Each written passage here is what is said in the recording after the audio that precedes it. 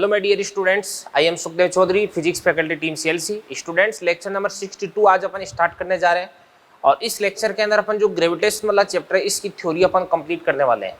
तो आज के लेक्चर की स्टार्टिंग अपन दो क्वेश्चंस के साथ में करते हैं। तो सबसे पहले देखिएगा ये वाला क्वेश्चन क्या कह रहा है ध्यान से। यहाँ पे इस क्वेश्चन में आपको v और x के बीच में यानी गुरुत्वीय विभव और x यानी डिस्टेंस, इन दोनों के बीच में आपको ग्राफ दे रखा है और इस vx ग्राफ के संगत आपको ex ग्राफ है वो आपको बनाना है अभी, ठीक है ना। तो चलो देखते हैं। सबसे पहले मेरे को एक चीज बताइएगा कि v और e इन दोनों के बीच में रिलेशन क्या होता है। अभी भाई आपको v से e निकालना है तो अपन जानते हैं कि e बराबर क्या होता है। e बराबर होता है आपके पास माइनस का dv अपॉन dx होता है, यानी माइनस का अवकलन हो जाएगा। तो सबसे पहले इसके अंदर अपन देखते हैं x बराबर 0 से लेकर के 2 तक। तो x बराबर 0 से लेकर के 2 तक, x बराबर 0 से लेकर 2 तक v है वो x के साथ में सरल रेखीय रूप से परिवर्तित हो रहा है, स्ट्रेट लाइन। तो स्ट्रेट लाइन से अगर परिवर्तित हो रहा है तो अपन जानते हैं कि इसका संबंध क्या होता है आपके पास में y बराबर mx प्लस सी। सरल रेखा का समीकरण क्या होता है, y बराबर mx प्लस सी होता है। तो यहाँ पर वाई एक्स पर आपने क्या ले रखा है अभी v, ठीक है ना, बराबर। अब m क्या होता है, ढाल होती है। क्या होती है, ढाल। तो ढाल अपन कैसे निकालते हैं अभी, y2 माइनस y1 अपन x2 माइनस x1। तो y एक्स पे आपने क्या ले रखा है अभी v ले रखा है। तो v2 माइनस v1 अपन क्या हो जाएगा आपके पास x2 माइनस x1। तो v2 कितना हो जाएगा 10 माइनस 0। तो 10 माइनस 0 कितना हो जाएगा आपके पास है 10 बटे x2 माइनस x1 2 माइनस 0। तो ये आपके पास कितना हो जाएगा 2। तो 10 बटे 2 कितना हो जाएगा आपके पास है 5। तो v बराबर कितना हो जाएगा आपके पास है 5, इसके बाद x, ठीक है ना, mx प्लस सी। और c यानी ये ग्राफ कहाँ से स्टार्ट हो रहा है अभी, मूल बिंदु से स्टार्ट हो रहा है। तो इस स्थिति में c बराबर कितना हो जाएगा आपके पास है 0 देगा, ठीक है ना। तो v बराबर कितना हो जाएगा आपके पास है 5x हो जाएगा, ठीक है। चलो आगे बढ़ते हैं फिर अपन। अब यहाँ पर आपको क्या करना है अभी, e कैलकुलेट करना है e। तो इसके लिए e बराबर, तो e बराबर क्या होता है माइनस का dv अपॉन dx। तो माइनस का तो माइनस हो जाएगा और 5x इसका x के सापेक्ष अवकलन क्या हो जाएगा आपके पास है 5। तो e बराबर कितना हो जाएगा आपके पास है 5 और इसके बाद न्यूटन पर केजी बन जाएगा। अभी ये आपके पास है e आ गया। इसके बाद में x बराबर 2 से लेकर 4 तक, 2 से लेकर के 4 तक अपन बात करते हैं। 2 से लेकर 4 तक आपके पास में जो v है वो v बराबर कितना हो जाएगा बताओ 10। और ये क्या हो जाएगा आपके पास में कांस्टेंट। तो अपन जानते हैं e बराबर क्या होता है माइनस का dv अपॉन dx। v अगर कांस्टेंट होगा तो इसका अवकलन कितना हो जाएगा 0, ठीक है ना। और अवकलन अगर 0 हो जाएगा तो e बराबर कितना हो जाएगा आपके पास है 0 न्यूटन पर, ये आपके पास है केजी हो जाएगा। और इसी प्रकार से अपन बात करते हैं x बराबर 4 से लेकर के 6 तक। तो 4 से 6 तक आपके पास में v बराबर, इस v का समीकरण लिखना भी आपको 4 से लेकर 6 तक। तो y बराबर क्या होता है आपके पास mx प्लस सी होता है, ठीक है ना। तो कैसे निकाल देंगे अपन देवदान से, y बराबर क्या होता है आपके पास mx प्लस सी। तो m तो क्या होता है बताओ y2 माइनस y1 अपन x2 माइनस x1। तो y एक्स पर आपने क्या ले रखा है अभी v ले रखा, तो v2 माइनस v1 अपन x2 माइनस x1 हो जाएगा। तो v2 कितना हो जाएगा आपके पास में तो 0 पे आगे, v1 कितना था आपके पास में तो 10 बटे x2 माइनस x1। तो x2 कितना हो जाएगा आपके पास है 6 माइनस क्या हो जाएगा आपके पास है 4 इंटू क्या हो जाएगा आपके पास x mx प्लस क्या हो जाएगा आपके पास है c हो जाएगा। तो यहां से आपके पास में v बराबर क्या बन जाएगा, ध्यान से देखना, देखो माइनस का 10, 6 माइनस 4 2, तो माइनस का 5x प्लस सी हो जाएगा। तो इसको अपन बोलेंगे माइनस का 5x और प्लस क्या हो जाएगा आपके पास है c। अब यहाँ पर c क्या होता है अभी, अंतःखंड होता है, इंटरसेप्ट होता है, इसकी भी कोई वैल्यू होती है। तो ये तो कांस्टेंट होता है। तो अपने को क्या निकालना है अभी, e निकालना है। तो यहाँ से आपके पास है e बराबर माइनस का dv अपॉन dx। तो माइनस माइनस प्लस हो जाएगा और 5x का कितना होता है 5 होता है। तो कितना हो जाएगा आपके पास है प्लस का 5 न्यूटन पर, ये आपके पास है केजी हो जाएगा अभी। और यदि इसका अपन ग्राफ बनाते हैं तो इसका कैसा ग्राफ बन जाएगा ध्यान से, इसका ऐसा ग्राफ बन जाएगा। यहाँ पे अपन लेते हैं कि इसको x को, यहाँ पे अपन लेते हैं कि इसको भी e को। सबसे पहले x बराबर 0, इसके बाद x बराबर 2, x बराबर क्या हो जाएगा आपके पास है 4 और इसके बाद x बराबर 6। तो यहाँ पर आपके पास e बराबर कितना हो जाएगा बताओ, प्लस का 5 और यहाँ पर ई बराबर कितना हो जाएगा आपके पास माइनस का 5। तो ये माइनस का 5, ये कितना हो जाएगा आपके पास है 0, और ये कितना हो जाएगा आपके पास है प्लस का 5 हो जाएगा। तो सबसे पहले ई बराबर कितना हो जाएगा माइनस का 5,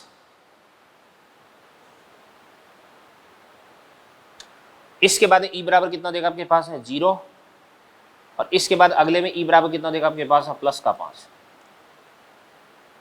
तो इस प्रकार का ग्राफ देखने को मिलेगा आपको। तो ये आपने ई और एक्स के बीच में जो ग्राफ है वो बना दिया अभी, ठीक है। तो अगर आपको v और x के बीच में ग्राफ दे रखा है तो उसके संगत e और x के बीच में ग्राफ कैसा बनता है वो अपन इस तरीके से पता लगा लेंगे अभी। अगला क्वेश्चन अपन देखते हैं, ठोस गोला जिसका द्रव्यमान कितना भी m, त्रिज्या कितनी भी r है, चित्रानुसार एक केविटी काट ली जाती है r/2 त्रिज्या की केविटी। सेंट्रोमास वाले चैप्टर में भी अपन ने इसको पढ़ा है और रोटेशन वाले चैप्टर के अंदर भी अपन ने इसको पढ़ा है। तो शेष भाग के कारण बिंदु P पर v और e की वैल्यू आपको फाइंड आउट करनी है अभी। तो शेष बचा हुआ भाग है, इसके कारण ये आपके पास पॉइंट हो जाएगा P। तो इस पर आपको एक तो v यानी विभव ज्ञात करना है, एक आपको गुरुत्वाकर्षण क्षेत्र की तीव्रता ज्ञात करनी है भी। तो क्या करते हैं, ध्यान से देखना, देखो ये जो काटा गया भाग है इसका द्रव्यमान आपको मालूम है, इसका द्रव्यमान कितना होता है अभी ये अपन पहले ही कैलकुलेट कर चुके हैं। तो इसका द्रव्यमान होता है कितना m/8, ठीक है ना। अब बात सुनना भाई, काटने से पहले इसका द्रव्यमान कितना था अभी m था। अब काटने से पहले यहाँ पर आपके पास जो P है, इस P पे कुछ V उत्पन्न हो रहा था, कुछ E उत्पन्न हो रहा था, ठीक है ना। अब जो कुल V और E है वो किसका कंट्रीब्यूशन है, किसके योगदान से बनता है भी, एक तो काटे जाने वाले भाग और एक शेष भाग। तो अपन बात कर सकते हैं कि कुल E बराबर काटे जाने वाले भाग के कारण E प्लस शेष भाग के कारण E। तो शेष भाग के कारण E बराबर क्या होता है अभी कुल E, यानी काटने से पहले का E माइनस क्या हो जाएगा आपके पास में काटे गए भाग के कारण E हो जाएगा, ठीक है ना। तो ध्यान से देखना, देखो अपन बात करते हैं शेष भाग के कारण P पर V या E बराबर कारण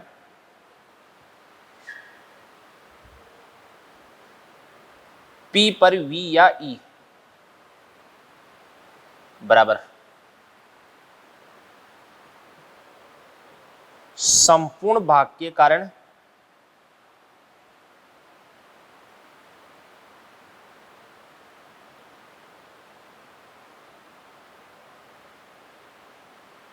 संपूर्ण भाग के कारण V या E माइनस क्या हो जाएगा आपके पास में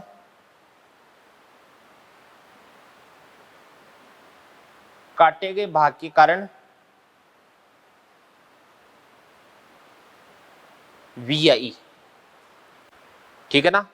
अब सुनना भी ध्यान से देखना, देखो आपको P पर क्या कैलकुलेट करना है, अभी E कैलकुलेट करना है। तो अपन लिख देंगे इसको E डैश बराबर। अब ये आपके पास ठोस गोला है, इस ठोस गोले के कारण बाहर स्थित बिंदु पर E बराबर कितना होता है बताओ Gm/r²।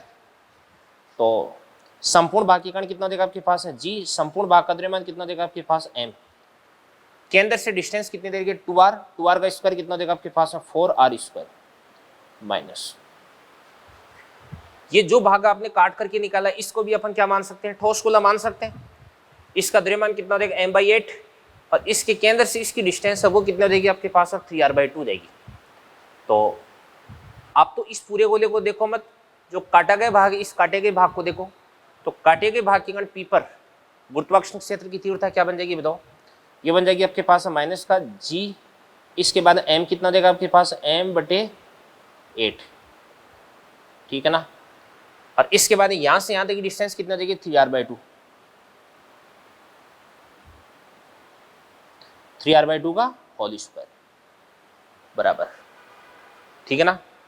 तो चलो करते हैं इसको सोल्व करते हैं अपन। तो क्या बनता है बताओ Gm/4r² और 3r/2 का होल स्क्वायर, तो क्या बनता है बताओ 9r²/4, ठीक है ना।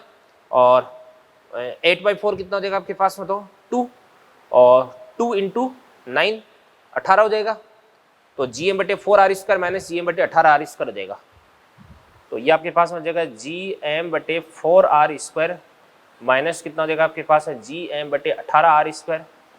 तो एलसीएम ले लेंगे कितना हो जाएगा आपके पास बताओ 36 आर स्क्वायर, तो ये आपके पास हो जाएगा 9 चौक 36, माइनस कितना हो जाएगा आपके पास 18 इंटू 2 2, और 9 माइनस 2 कितना हो जाएगा आपके पास 7, तो ये आपके पास हो जाएगा 7 GM बटे 36 आर स्क्वायर। ये तो आपके पास क्या देगा अभी, ईडेस आ जाएगा। और इस ईडेस के बाद में इस पॉइंट पर अपन निकालते हैं अभी वीडेस निकालते हैं, ठीक है ना। तो चलो वीडेस बताता हूं आपको मैं। तो वीडेस बराबर क्या हो जाएगा, देवदान से काटने से पहले इस भाग के कारण यहाँ पे विभव कितना देगा आपके पास, मतलब GM बटे, भाई विभव क्या होता है आपके पास में, माइनस का GM बटे R होता है, ठीक है ना। तो माइनस का चिन्ह तो लगा ही देंगे, माइनस का GM बटे यहां से यहां तक की डिस्टेंस कितना देगी आपके पास में 2R, ठीक है ना। और इसके बाद है माइनस का, क्या आपके पास जो शेष भाग है इसके कारण निकालना है, तो जो काटा जाने वाला भाग है उसका माइनस कर देंगे। तो इसका कितना देगा आपके पास में, तो माइनस का GM/8 माइनस का GM बटे R, यहां से यहां तक की डिस्टेंस कितना देगी आपके पास 3R/2। तो क्या बन जाएगा देवदान से, 8/2 कितना देगा आपके पास 4, 4 इंटू 3 कितना देगा 12 हो जाएगा ना। 8/2 कितना देगा 4, 4 इंटू 3 कितना देगा 12। तो ये आपके पास हो जाएगा माइनस का GM बटे 2R, और माइनस माइनस क्या देगा आपके पास प्लस GM बटे 12R। तो यहां से आपके पास है 12R, तो इसको अपन क्या करेंगे 12R को कॉमन ले लेंगे, मतलब LCM ले लेंगे। तो 2R, तो ये कितना देगा आपके पास में, तो 6, तो माइनस का तो 6 हो गया, और इसके बाद में प्लस कितना देगा आपके पास में 1, तो माइनस का 5, माइनस का 5 GM बटे कितना देगा आपके पास में 12R। यही आपका आंसर हो जाएगा अभी, ठीक है ना। तो बिल्कुल अच्छे से मैंने आपको एक्सप्लेन कर दिया, उम्मीद करता हूँ समझ में आ गए होंगे, नोट कर लो इनको आप। चलिए बच्चों अगला क्वेश्चन अपन देखते हैं, ध्यान से देखना। देखो अगला क्वेश्चन आपके पास है ये कि ये आपके पास दो पार्टिकल्स है। देखो एक तो ये पार्टिकल है, इस पार्टिकल का द्रव्यमान है वो कितना देगा आपके पास m, और इस पार्टिकल का द्रव्यमान कितना देगा आपके पास 4m, और दोनों के बीच की जो डिस्टेंस है वो कितनी आपके पास r है, ठीक है ना। अब दोनों के बीच में कोई एक पॉइंट ऐसा होगा जहां पे नेट गुरुत्वाकर्षण क्षेत्र की तीव्रता 0 होगी, उसको अपन बोलेंगे उदासीन बिंदु। तो इस उदासीन बिंदु पर आपको v की वैल्यू फाइंड आउट करनी है, ठीक है ना। तो उदासीन बिंदु का E बराबर 0 पर v ज्ञात करो। तो ये आपके पास में इसका सॉल्यूशन मैं यहाँ पे करने जा रहा हूँ। दोनों के बीच की डिस्टेंस अपने को r माननी है।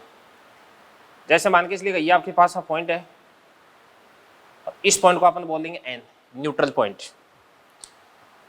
अब इस उदासीन बिंदु की m से जो डिस्टेंस है वो कितना देगी आपके पास x हो जाएगी, और 4m से डिस्टेंस है वो कितना देगी r माइनस x हो जाएगी।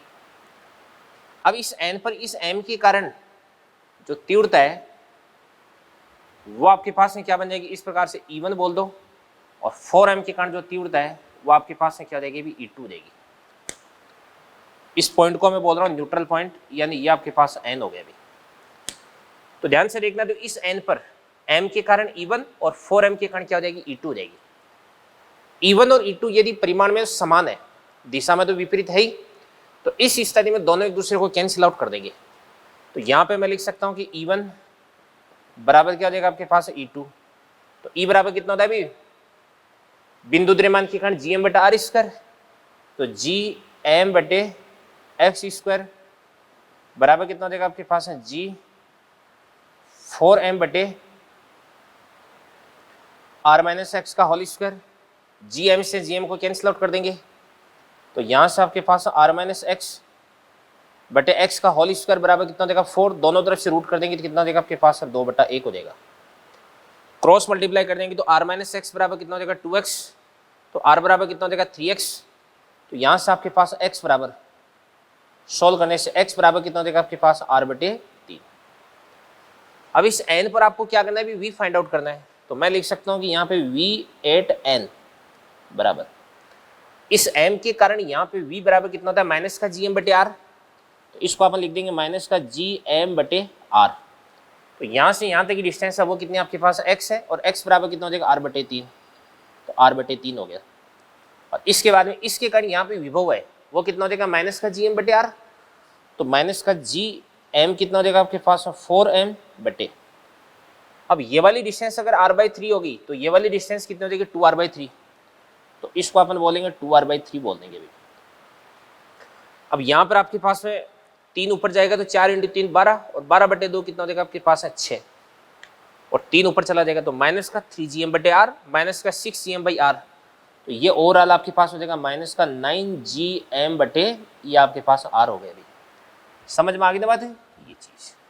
ओके, तो जिस पॉइंट पर आपके पास है E0 था वहां पर मैंने V कैलकुलेट कर दिया अभी। ठीक है बच्चों, ये चीज होगी, तो मेरे हिसाब से इसके अंदर आपको कोई दिक्कत नहीं होनी चाहिए। इसके बाद में जैसे मान के इसलिएगा ये आपके पास रिंग है,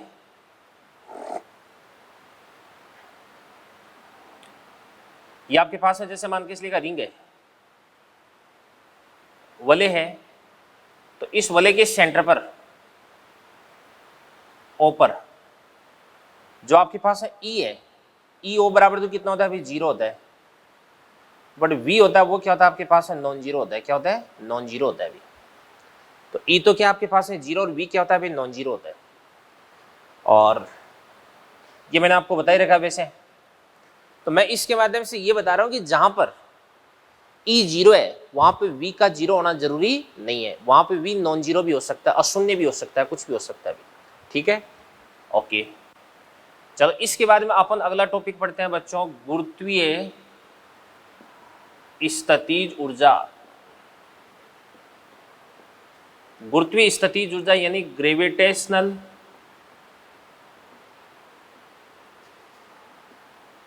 पोटेंशियल एनर्जी।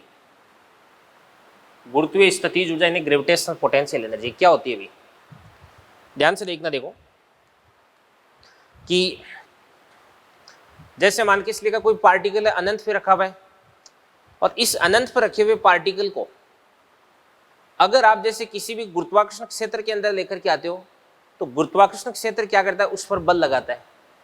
ठीक है ना, और अगर अपन इसको विस्थापित करेंगे तो यहां पर कुछ कार्य करना पड़ता है, किसके द्वारा अपने द्वारा।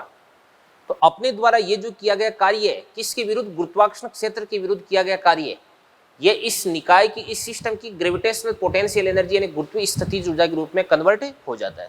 ठीक है ना, तो किसी भी पार्टिकल को अनंत से गुरुत्वाकर्षण क्षेत्र में स्थित किसी बिंदु तक लाने में अपने द्वारा गुरुत्वाकर्षण क्षेत्र के विरुद्ध किया गया कार्य उस निकाय की गुरुत्वीय स्थितिज ऊर्जा कहलाता है अभी। ठीक है ना, तो मैं यहाँ पर आपको इतना ही बताऊंगा कि जैसे मान के इसलिए ये आपके पास में कोई पार्टिकल है, इस पार्टिकल का द्रव्यमान कितना हो जाएगा m1, और ये आपके पास में पार्टिकल है इसका द्रव्यमान कितना हो जाएगा m2, दोनों के बीच की डिस्टेंस कितनी आपके पास r है। तो ग्रेविटेशनल पोटेंशियल एनर्जी u बराबर कितना होता है माइनस का जी m1 m2 बटे r हो जाएगा। ठीक है ना, अब यहाँ पर आपके पास जो u है इस u को मैं क्या लिख सकता हूँ, देखो ध्यान से, यहाँ पर माइनस का जी m1 बटे r, पर इस पॉइंट पर इस m1 के कारण विभव कितना हो जाएगा माइनस का जी m1 बटे r, तो इसको लिख देंगे अपन v1 इंटू क्या हो जाएगा आपके पास m2, तो ये आपके पास हो जाएगा m2 इंटू v1, या माइनस का जी m2 बटे r, इस m2 के कारण यहाँ पर विभव कितना हो जाएगा माइनस का जी m2 बटे r हो जाएगा, तो ये v2 हो जाएगा, तो बराबर क्या हो जाएगा आपके पास m1 इंटू क्या हो जाएगा v2।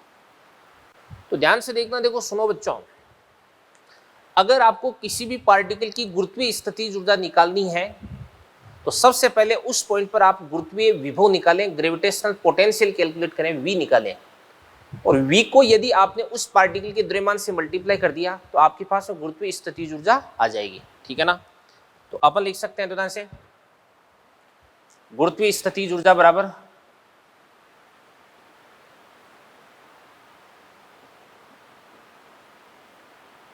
गुरुत्वीय स्थितिज ऊर्जा बराबर द्रव्यमान इंटू क्या होता है आपके पास गुरुत्वीय विभव, द्रव्यमान इंटू क्या देगा आपके पास गुरुत्वीय विभव हो जाएगा। ठीक है ना, ये गुरुत्वीय स्थितिज ऊर्जा होगी। अब इसके बाद में आपके पास हो सकता है कि दो से ज्यादा पार्टिकल है, तो दो से ज्यादा पार्टिकल वाले निकाय की अगर आपको गुरुत्वीय स्थितिज ऊर्जा ज्ञात करनी है तो कैसे करेंगे? अपन क्या करेंगे भी, जोड़े बनाएंगे पार्टिकल्स के और हर जोड़े की पोटेंशियल एनर्जी अपन निकालेंगे। इसके बाद में सबको अपन जोड़ देंगे तो आपके पास नेट ग्रेविटेशनल पोटेंशियल एनर्जी आ जाएगी। तो अपन लिख सकते हैं किसी निकाय की ग्रेविटेशनल पोटेंशियल एनर्जी बराबर निकाय में सभी युग्मों की ग्रेविटेशनल पोटेंशियल एनर्जी का योग। सभी युग्मों की ग्रेविटेशनल पोटेंशियल एनर्जी का योग है वो अगर अपन कर देंगे तो निकाय की कुल आपके पास में जीपीई आ जाएगी भी, ठीक है ना। इसकी भी अपन अभी बात करेंगे। देखो जैसे मान के चलिएगा ये आपके पास में 3 पार्टिकल्स है। पहले पार्टिकल का द्रव्यमान कितना देगा m1, इसका द्रव्यमान कितना देगा m2, इसका द्रव्यमान कितना देगा आपके पास m3, ये वाली डिस्टेंस कितना देगी r12, ये वाली डिस्टेंस कितना देगी आपके पास r23 और ये कितना देगी आपके पास r13। तो अगर आपको जैसे निकालना है u निकालना, तो u बराबर, अब यहां पर कितने जोड़े बन सकते हैं अभी, m1 का m2 के साथ में, m2 का m3 के साथ में और m1 का m3 के साथ में, मैक्सिमम 3 जोड़े यहां पर बन सकते हैं। तो तीनों जोड़ों की पोटेंशियल एनर्जी निकालेंगे और उसके बाद में सबको अपन जोड़ देंगे तो आपके पास कुल गुरुत्वीय स्थितिज ऊर्जा आ जाएगी। और गुरुत्वीय स्थितिज ऊर्जा का फॉर्मूला आप याद कर लो, माइनस का जी m1 m2 बटे r। r क्या होती है, दोनों के बीच की डिस्टेंस होती है। तो सबसे पहले u बराबर क्या देगा आपके पास में u12 प्लस क्या देगा आपके पास में u23 प्लस क्या देगा आपके पास में u13 बराबर माइनस का जी m1 m2 बटे r12 माइनस का जी m2 m3 बटे r23 और फिर उसके बाद है माइनस का जी m1 m3 बटे r13 हो जाएगा। इन सब को अगर अपन जोड़ देंगे तो आपके पास में कुल गुरुत्वीय स्थितिज ऊर्जा आ जाएगी। तो देखो बेटा, इसके अंदर मैंने आपको ये समझाया कि गुरुत्वीय स्थितिज ऊर्जा होती क्या है। बहुत सिंपल सी डेफिनेशन यार, अनंत से किसी भी पार्टिकल को गुरुत्वाकर्षण क्षेत्र में स्थित किसी बिंदु तक लाने के लिए हमारे द्वारा गुरुत्वाकर्षण क्षेत्र के विरुद्ध जो कार्य करना पड़ता है, जो कार्य किया जाता है, वो कार्य उस निकाय की गुरुत्वीय स्थितिज ऊर्जा के रूप में संचित हो जाता है, ठीक है ना। तो करें, इसको नोट करें आप, बढ़ते हैं फिर अपन आगे। तो देखिएगा, ध्यान से देखना है बच्चों, मैंने आपको ये बताया कि अपन जो कार्य करते हैं वो एक गुरुत्वीय स्थितिज ऊर्जा के रूप में संचित हो जाता है। तो इसको अपन ऐसे भी समझ सकते हैं कि जैसे मतलब किसी भी निकाय पर अपन जो भी कार्य करेंगे वो गुरुत्वीय स्थितिज ऊर्जा में परिवर्तन के बराबर होगा, ठीक है ना। तो देखो ध्यान से, गुरुत्वाकर्षण क्षेत्र में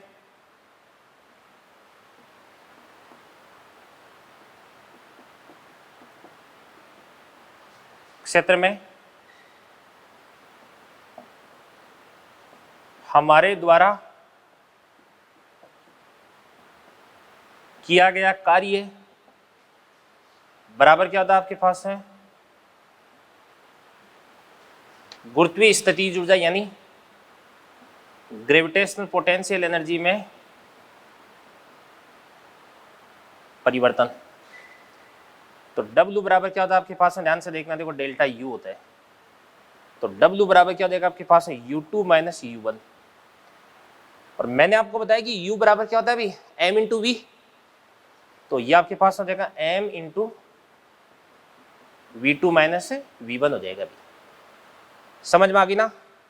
ये आपके पास में किसकी वैल्यू आ जाएगी, W की वैल्यू आ जाएगी, कार्य आ जाएगा। तो एक तो क्या होता है अभी अंतिम स्थितिज ऊर्जा माइनस प्रारंभिक स्थितिज ऊर्जा, इसको माइनस कर देंगे ना तो किया गया कार्य आ जाएगा क्या M into V2 minus V1। इससे भी अपन क्या कर सकते हैं, कार्य की कैलकुलेशन कर सकते हैं, ठीक है ना। एक तो ये चीज है। इसके बाद में ध्यान से देखना, देखो जैसे एक क्वेश्चन है कि ये आपके पास में कोई त्रिभुज है, यहाँ पे एक पार्टिकल, इसका द्रव्यमान कितना है m, इसका द्रव्यमान भी m, इसका द्रव्यमान भी कितना आपके पास है m। ये वाली भुजा भी a, ये भी आपके पास a और ये भी आपके पास a। तो ये तीनों भुजाएं हो गई। अब ध्यान से देखना, देखो मेरे को क्या करना है, अभी इस त्रिभुज की जो भुजा है उसको दुगुना करना है। यानी अभी कोई भी दो पार्टिकल्स है उनके बीच की डिस्टेंस a है, तो मेरे को जो डिस्टेंस है वो कितनी करनी है, 2a करनी है, ठीक है ना। तो मैं लिख सकता हूं कि त्रिभुज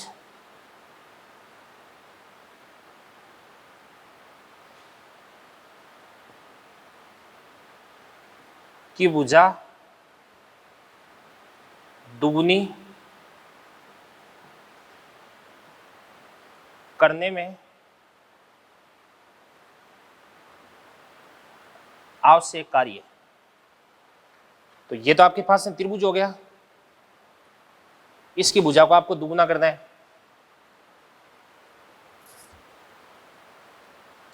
ऐसे करना, ध्यान से देखना, देखो ये m हो गया, ये m हो गया, ये m होगा, ये कितना देगा आपके पास में 2a, ये 2a और ये आपके पास में 2a। अब बात सुना भी, ये पहली स्थिति है, दूसरी स्थिति है, मेरे को मेरे द्वारा किया गया कार्य ज्ञात करना है। तो पहली स्थिति में स्थितिज ऊर्जा ज्ञात कर लूंगा, दूसरी स्थिति में स्थितिज ऊर्जा ज्ञात कर लूंगा, इसमें से इसको माइनस कर दूंगा तो किया गया कार्य आ जाएगा भी। तो देखो ध्यान से, W बराबर क्या होता है आपके पास में U2 माइनस U1। अब सुनना देखो ध्यान से, यहां पर इस स्थिति में स्थितिज ऊर्जा सबसे पहले इस जोड़े की बताओ, माइनस का G into M upon 2a, तो माइनस का GM स्क्वायर अपॉन 2a हो जाएगा। तो इसको अपन बोलेंगे माइनस का GM square upon 2a into कितना देगा आपके पास है 3, क्योंकि ऐसे 3 जोड़े बन रहे हैं, ये वाला और ये वाला, ठीक है ना। इसके बाद है माइनस का प्रारंभिक स्थितिज ऊर्जा कितनी हो जाएगी आपके पास, माइनस का GM क्या हो जाएगा आपके पास M स्क्वायर अपॉन डिस्टेंस कितनी हो जाएगी a, और 3 जोड़े हैं तो इंटू 3 हो जाएगा, तो बराबर ये माइनस माइनस क्या हो जाएगा आपके पास में प्लस, तो क्या हो जाएगा आपके पास 3GM square upon a minus कितना देगा आपके पास में, तो 3/2, ठीक है ना। तो यहाँ से आपके पास में कितना हो जाएगा अभी, 3 में से 3/2 को माइनस कर देंगे तो कितना हो जाएगा आपके पास में 3GM square upon 2a plus का, यही आपके पास में किया गया कार्य हो जाएगा अभी, ठीक है ना। ये बात आपको ध्यान रखनी है। चलो इसके बाद मैं आपको बताता हूँ। मैं देखो बच्चों, गुरुत्वाकर्षण क्षेत्र एक प्रकार का संरक्षित बल क्षेत्र है और इसके अंदर किसी भी निकाय की जो यांत्रिक ऊर्जा वो संरक्षित रहती है। यानी गतिज ऊर्जा और स्थितिज ऊर्जा का जो योग है वो हमेशा कांस्टेंट रहता है। यानी अगर गतिज ऊर्जा में कमी होती है तो उतनी स्थितिज ऊर्जा में वृद्धि हो जाएगी, और यदि स्थितिज ऊर्जा में कमी होती है तो गतिज ऊर्जा में उतनी वृद्धि हो जाएगी, ठीक है ना। तो अपन लिख सकते हैं कि जो आपके पास है गुरुत्वाकर्षण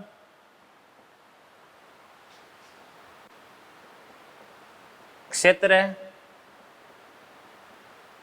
ये एक प्रकार का संरक्षी बल क्षेत्र होता है। तो इसके अंदर किसी भी निकाय की जो यांत्रिक ऊर्जा है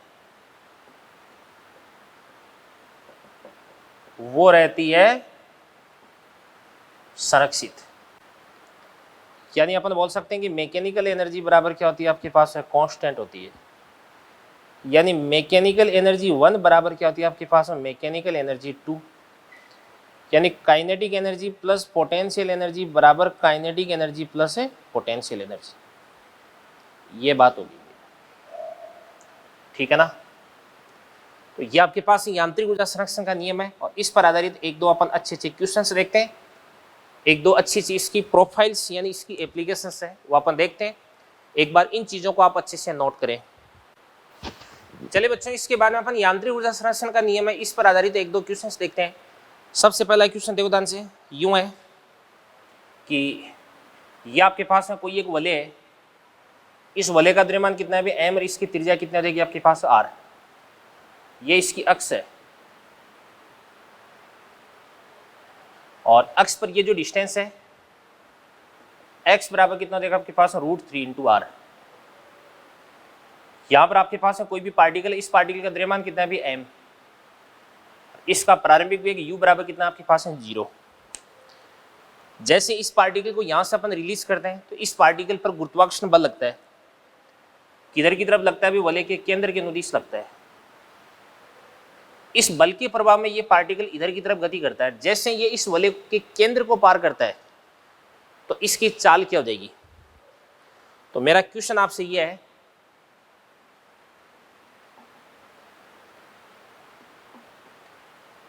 कण की चाल क्या होगी जब यह वलय के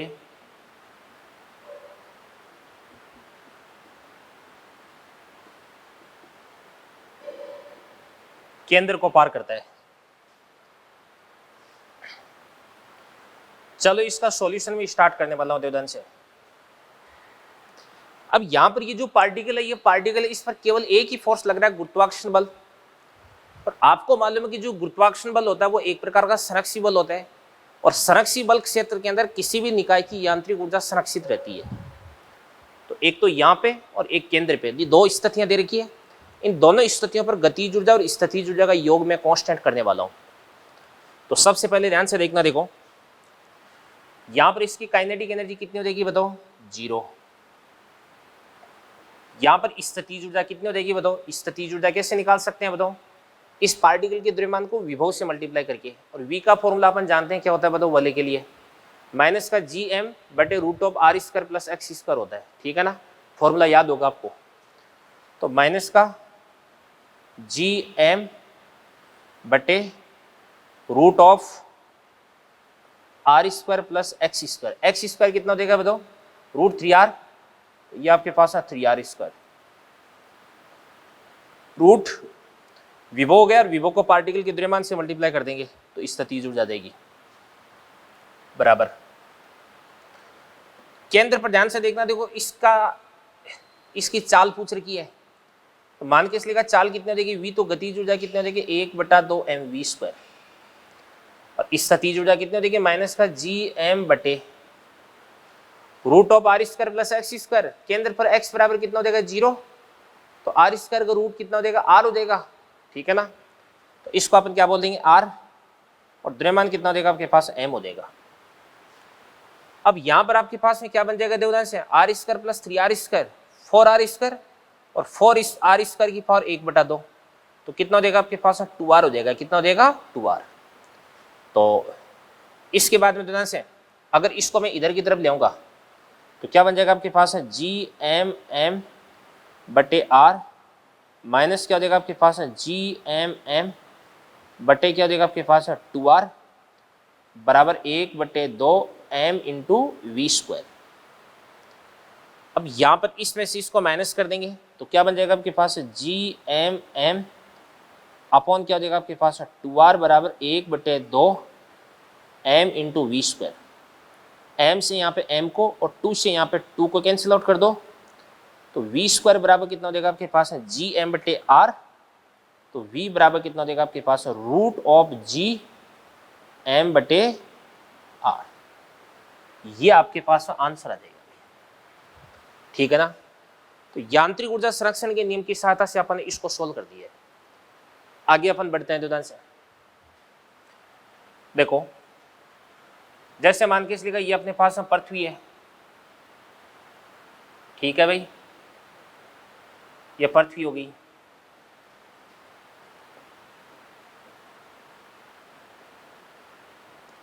द्रव्यमान इसका m है, त्रिज्या इसकी r है।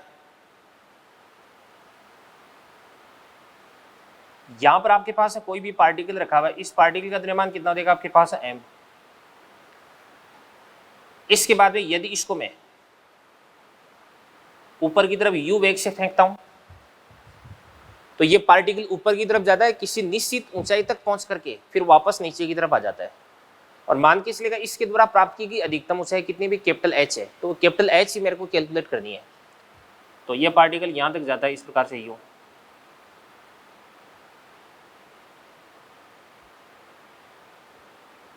और ये वाली जो ऊंचाई है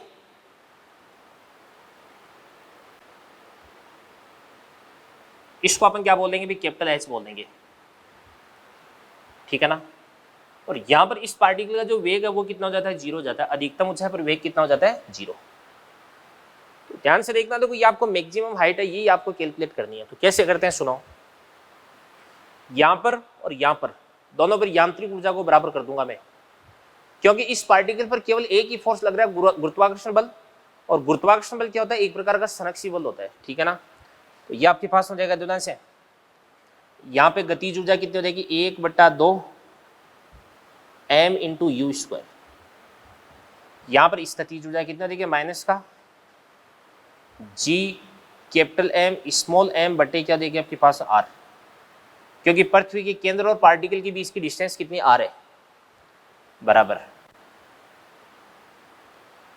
यहां पर पार्टिकल की गतिज ऊर्जा कितनी हो जाएगी बताओ, 0, क्योंकि v 0 हो गया। और इस स्थितिज ऊर्जा कितनी होती है, माइनस का g capital M small m बटे केंद्र से दूरी कितनी हो जाएगी, यहां से यहां तक की डिस्टेंस कितनी भी r, और ये वाली डिस्टेंस कितनी हो जाएगी h, तो r प्लस h, ठीक है ना।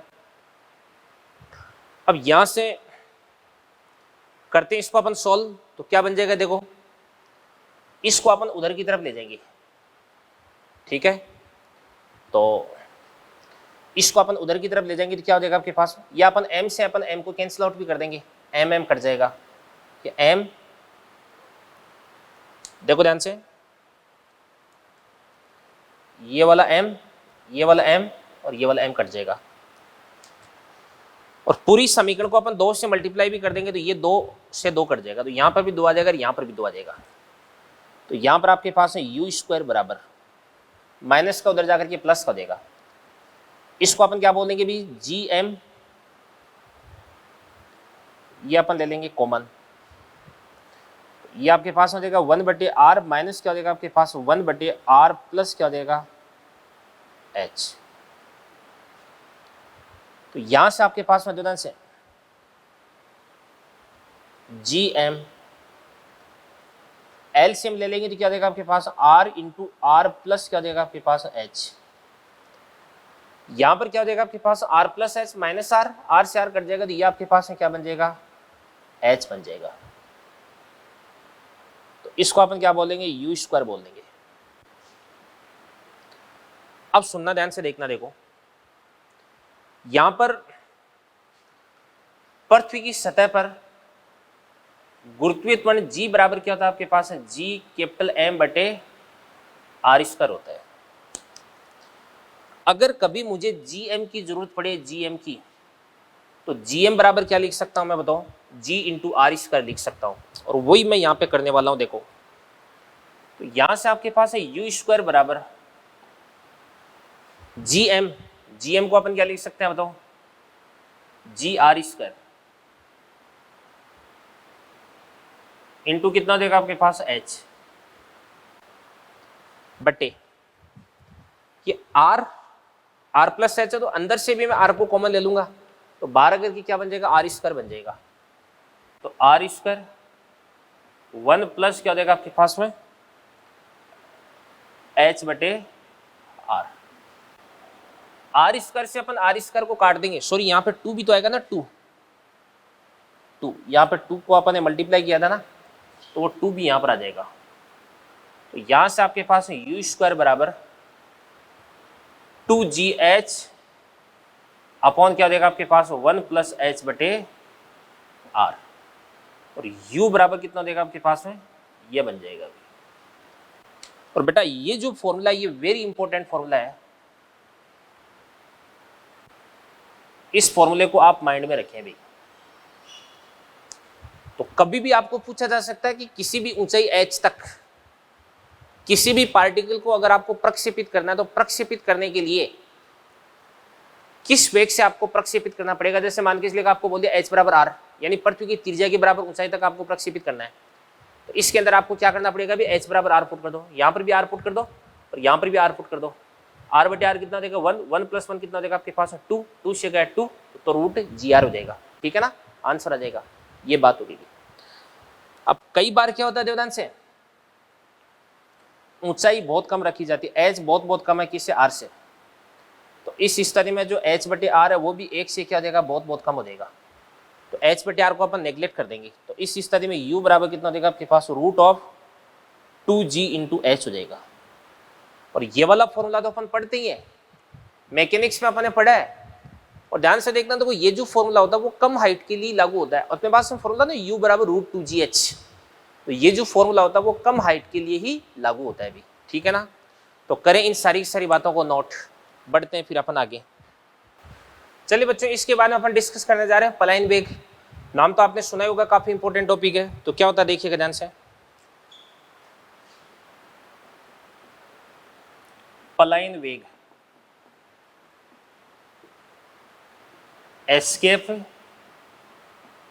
वेलोसिटी, और रिप्रेजेंट करते हैं इसको किससे बताओ, वी से। तो सुनना ध्यान से, देखना। देखो, सामान्यतः अपन देखते हैं कि पृथ्वी से अगर अपन किसी भी चीज को ऊपर की तरफ फेंकते हैं तो ये किसी हाइट तक जाती है, इसके बाद में वापस नीचे की तरफ लौट आती है। अगर इसको अपन ज्यादा वेग से फेंकेंगे तो और ज्यादा हाइट तक जाएगी, वापस लौट आएगी, और ज्यादा वेग से फेंकेंगे तो और ज्यादा हाइट तक जाएगी, वापस लौट आएगी। एक स्थिति ऐसी आती है जिसके बाद में ये वस्तु वापस पृथ्वी की तरफ लौट करके नहीं आती है, यानी हमेशा हमेशा के लिए पृथ्वी के गुरुत्वाकर्षण क्षेत्र को पार कर जाती है। तो पृथ्वी सतह से किसी भी पिंड को दिया गया वह न्यूनतम वेग जिससे ये पृथ्वी के गुरुत्वाकर्षण क्षेत्र को पार कर जाए, यानी अनंत पर चली जाए और वापस कभी लौट करके नहीं आए, इस वेग को ही अपन क्या बोलते हैं, पलायन वेग बोलते हैं। क्या बोलते हैं, पलायन वेग। और पलायन वेग के लिए जो ऊर्जा अपन इसको प्रदान करते हैं, यानी इसको पृथ्वी के गुरुत्वाकर्षण क्षेत्र से बाहर करवाने के लिए अपन इसको जो एनर्जी सप्लाई करते हैं, जो ऊर्जा अपन प्रदान करते हैं, उस ऊर्जा को अपन क्या बोलते हैं, पलायन ऊर्जा बोलते हैं। क्या बोलते हैं, पलायन ऊर्जा, ठीक है ना। तो ध्यान से देखना, देखो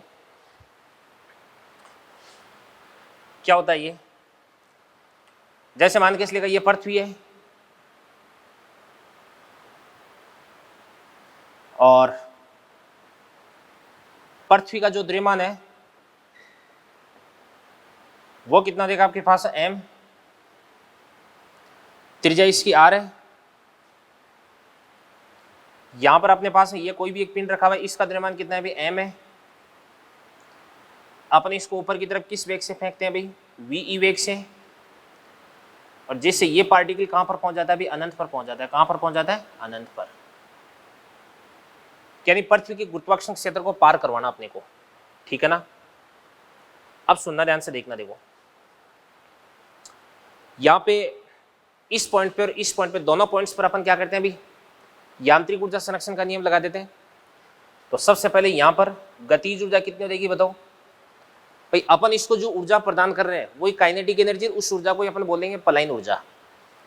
तो पलायन ऊर्जा लिख देंगे अपन 1/2 m इंटू क्या हो जाएगा आपके पास में, वी स्क्वायर।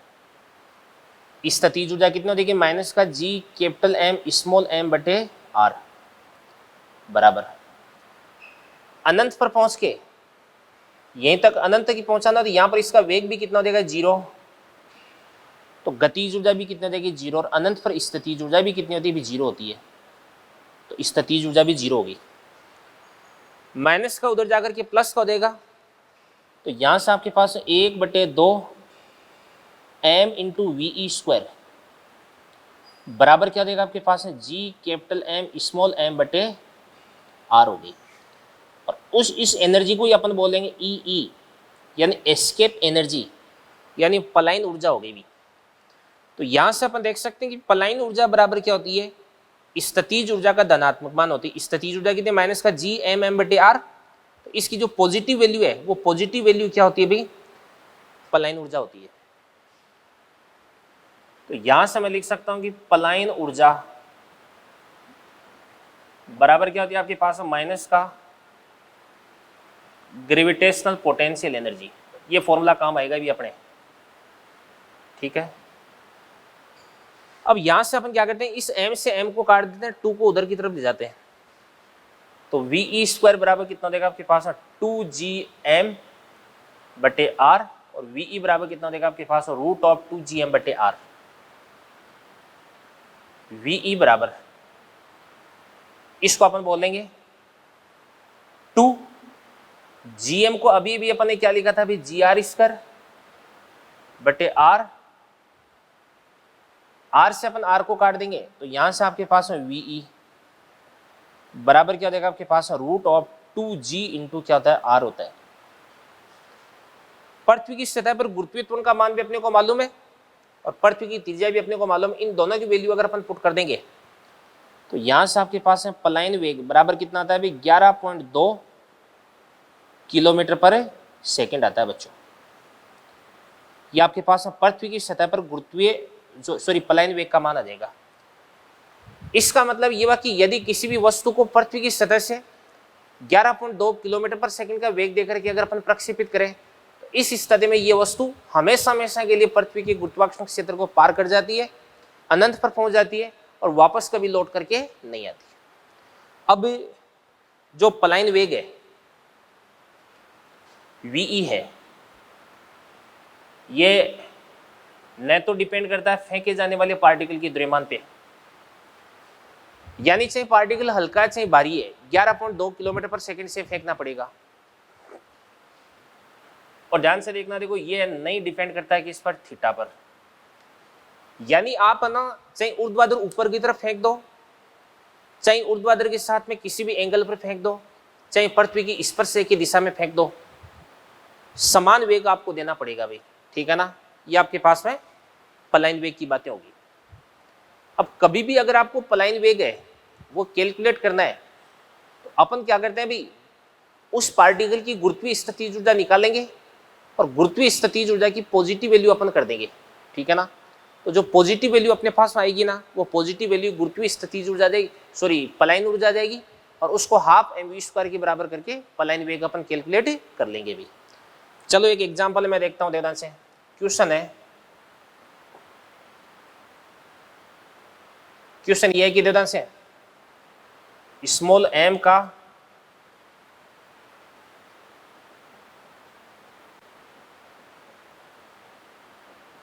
पलायन वेग ज्ञात करो भाई। ये आपके पास है पार्टिकल, इसका द्रव्यमान कितना है भी m, और ये आपके पास है जो पार्टिकल है इसका द्रव्यमान कितना देगा आपके पास है 2m, और ये इन दोनों का मिड पॉइंट है। ये वाली डिस्टेंस भी कितनी देगी r और ये वाली डिस्टेंस भी कितनी देगी r, और ये आपके पास है स्मॉल m हो गया। तो आपको क्या करना है, इसको किस वेग से फेंकना है ताकि ये पलायन कर जाए।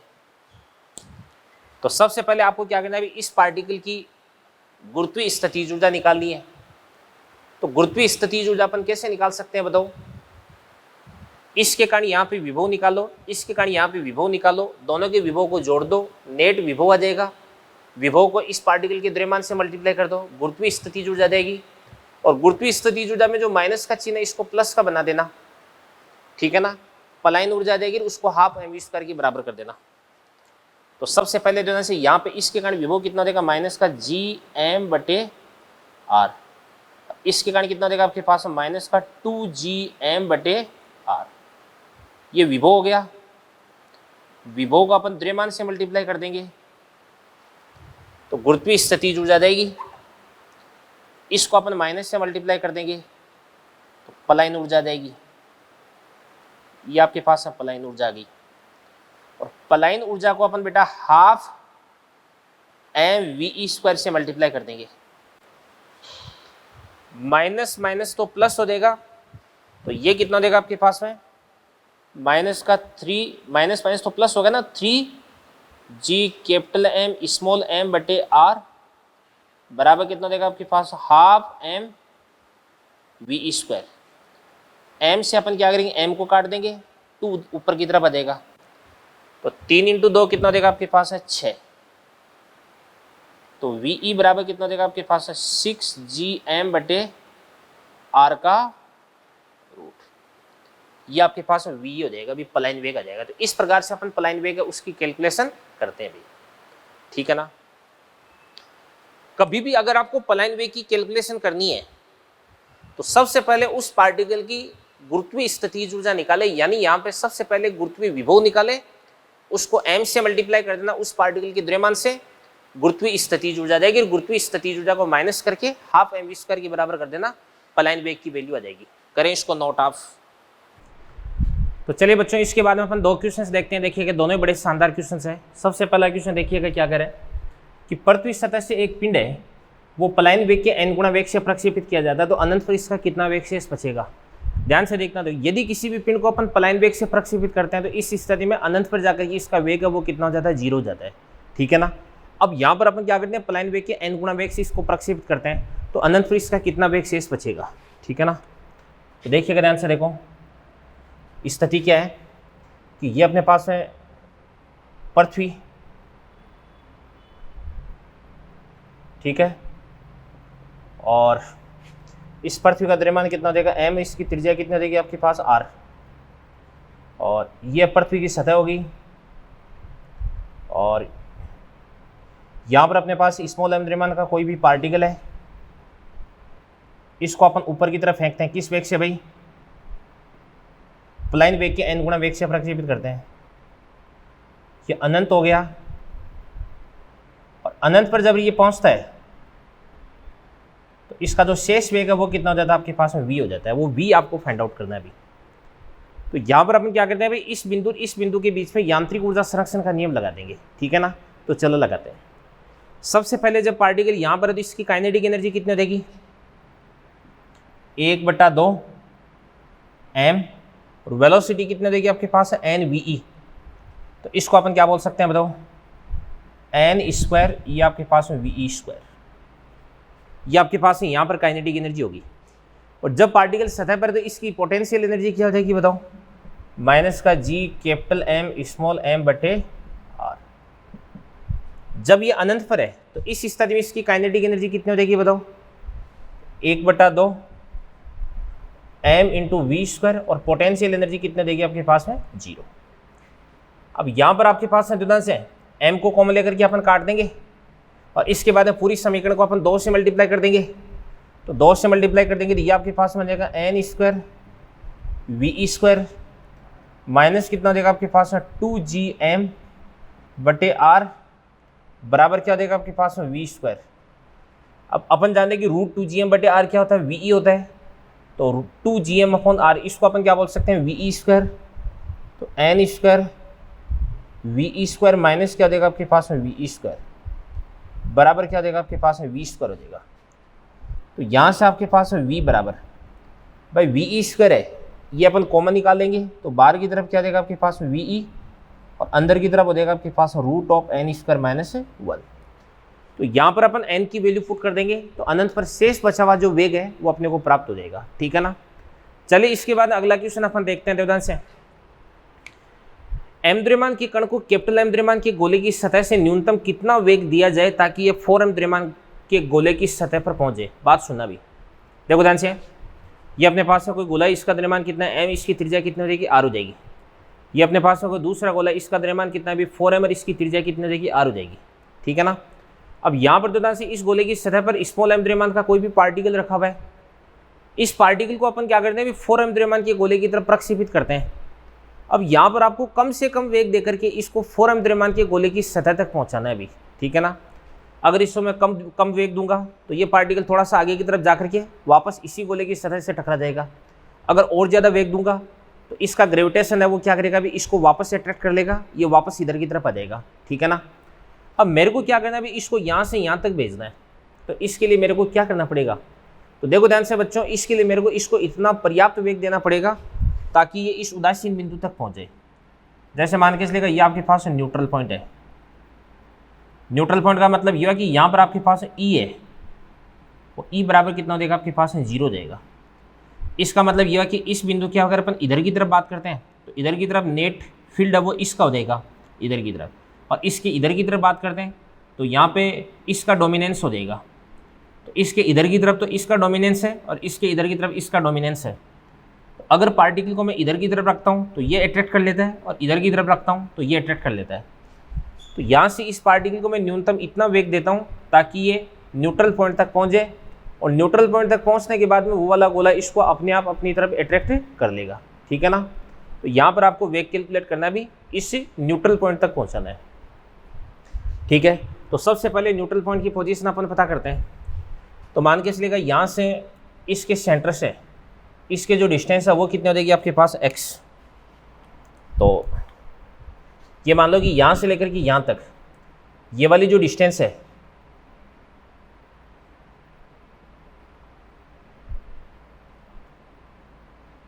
ये x हो गया, तो ये वाली डिस्टेंस कितना देगी आपके पास है 6r माइनस एक्स हो जाएगी। तो इस पॉइंट पर इसका फील्ड और इसका फील्ड में बराबर करने वाला हूँ ध्यान से, उधर की तरफ कर देता हूँ। तो ये देगा आपके पास है जी एम अपॉन क्या देगा आपके पास एक्स स्क्वायर बराबर ये देगा आपके पास 4GM upon 6r minus x का होल स्क्वायर। GM से GM को काट देंगे तो यहाँ से आपके पास है 6r minus x upon x बराबर कितना देगा आपके पास 2/1 हो जाएगा। क्रॉस मल्टीप्लाई कर देंगे तो कितना देगा आपके पास तुरंत से, इसको अपन बोल देंगे 6r माइनस क्या देगा आपके पास x बराबर क्या देगा 2x हो जाएगा। माइनस का x इधर की तरफ जाकर के प्लस का x हो जाएगा तो 3x, तो 3x बराबर कितना देगा 6r। तो यहाँ से आपके पास x बराबर कितना देगा बताओ, ये देगा आपके पास 2r हो जाएगा। तो x बराबर कितना देगा 2r। तो यहाँ से ये वाली जो डिस्टेंस है ये तो कितना देगी आपके पास 2r। यहाँ पे इस x को तो अपन क्या बोल देंगे भी 2r बोल देंगे, और 6r माइनस एक्स इसको अपन क्या बोल देंगे 6r माइनस 2r बराबर ये क्या देगा आपके पास 4r हो जाएगा। ठीक है ना। अब मैं क्या करता हूँ, इस पॉइंट ये तो प्रारंभिक बिंदु है और एक आपके पास ये पॉइंट हो गया, तो इस पॉइंट और इस पॉइंट इन दोनों के लिए यांत्रिक ऊर्जा संरक्षण का नियम लगा देता हूँ। ठीक है ना। तो सबसे पहले इस पॉइंट पर गतिज ऊर्जा कितने देगी आपके पास 1/2 m इंटू वी स्क्वायर। स्थितिज ऊर्जा कितने देगी माइनस का, देखो ध्यान से, स्थितिज ऊर्जा के लिए इस पॉइंट पर इस गोले का भी पोटेंशियल निकालना पड़ेगा, इस गोले का भी पोटेंशियल निकालना पड़ेगा, दोनों का पोटेंशियल निकाल करके फिर m से मल्टीप्लाई करना पड़ेगा, तब जाकर के आपको स्थितिज ऊर्जा प्राप्त हो जाएगी। तो इस बिंदु पर ध्यान से देखना, देखो इस बिंदु पर इसका विभव कितना देगा बताओ, क्या देगा आपके पास में माइनस का जी कैपिटल M बट्टे क्या देगा आपके पास R। इस बिंदु पर इस गोले का विभव कितना देगा बताओ, भाई यहाँ से लेकर के यहाँ तक डिस्टेंस कितने देगी 6r में से r को कम कर दो तो इसके केंद्र से डिस्टेंस कितने देगी 5r हो जाएगी। तो माइनस का तो मैं बाहर की तरफ कॉमन ले चुका हूँ, तो प्लस कितना देगा आपके पास है 4GM बटे यहाँ से यहाँ तक की जो डिस्टेंस है वो कितना देगी आपके पास है 5r। इसके बाद इंटू क्या देगा आपके पास m हो जाएगा। कुछ समझ में आ रहा है क्या कर रहा हूं मैं, सुनो ध्यान से। भाई इस गोले की सतह पर खुद के कारण विभव कितना देगा बताओ, माइनस का GM बटे R। और उसके कारण विभव कितना देगा, इसके तो बाहर स्थित बिंदु होगा ये, तो यहाँ पे कितना देगा माइनस का G इंटू 4M बटे ये आपके पास में 5R हो जाएगा। तो 4GM बटे 5R, माइनस का चिन्ह बाहर लिख चुका हूँ मैं। और यदि विभव को मैं द्रव्यमान से मल्टीप्लाई कर दूंगा तो स्थितिज ऊर्जा जाएगी। इसके बाद में बराबर जब ये पार्टिकल यहाँ पर पहुँचता है तो यहाँ पर पहुँचते ही रेस्ट में आ जाएगा, क्योंकि मेरे को इसको ठीक यहाँ से यहाँ तक पहुँचाना है। यहाँ तक एक बार ये पहुँच गया तो इसके बाद ये अपने आप इसको आकर्षित कर लेगा। तो यहाँ पे गतिज ऊर्जा कितना देगी आपके पास है 0। स्थितिज ऊर्जा कितना देगी, माइनस का तो चिन्ह मैं कॉमन ले लूँगा। तो इस पॉइंट पर इसके कारण विभव कितना देगा बताओ, माइनस का माइनस तो कॉमन आ गया, तो GM बटे केंद्र से डिस्टेंस कितना देगी आपके पास 2R, और इसके बाद में प्लस इसके कारण कितना देगा आपके पास 4GM बटे केंद्र से डिस्टेंस कितना देगी आपके पास बताओ 4R, इंटू क्या देगा आपके पास m हो जाएगा। इसको सॉल्व करके अपन जो v की वैल्यू फाइंड आउट करेंगे ना वही अपना आंसर हो जाएगा। तो चलो करते हैं इसको सॉल्व करें इसको अपन। तो सबसे पहले अपन एक काम करते हैं भाई, यहाँ पे इस m को कॉमन लेकर के काट देते हैं। इसके बाद में पूरी समीकरण को अपन 2 से मल्टीप्लाई कर देते हैं, साथ में कर देते हैं सारे के सारे काम। तो चलो करते हैं 2 से मल्टीप्लाई करते हैं। 2 से मल्टीप्लाई करते हैं तो ये आपके पास में क्या देगा आपके पास में वी स्क्वायर। इसके बाद में माइनस का ये कितना देगा आपके पास में 2 से मल्टीप्लाई कर रहे हैं ना, 2 से मल्टीप्लाई चलो बाद में कर देंगे अपन एक बार इसको, ठीक है ना। तो वी स्क्वायर बटे 2।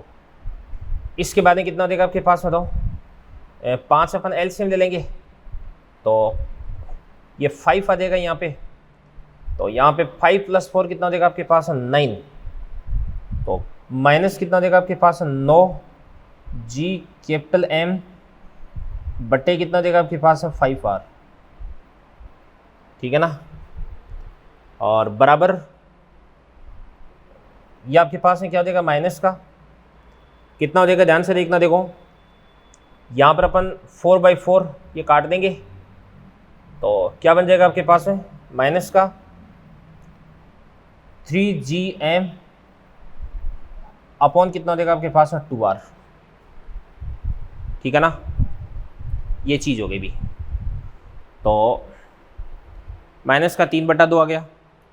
इसके बाद इसको अपन इधर की तरफ ले जाते हैं तो यहाँ पर क्या बन जाएगा आपके पास में, ध्यान से, माइनस से ये तो क्या बन जाएगा आपके पास में प्लस बन जाएगा, तो 9GM/5R तो बराबर 9GM बटे कितना देगा आपके पास 5R, ठीक है ना। अब यहाँ पर अपन क्या करते हैं, अभी इसकी कैलकुलेशन करते हैं, तो चलो करते हैं कैलकुलेशन। 9/5 में से 3/2 को यहाँ पे अपन माइनस कर देते हैं, ठीक है ना।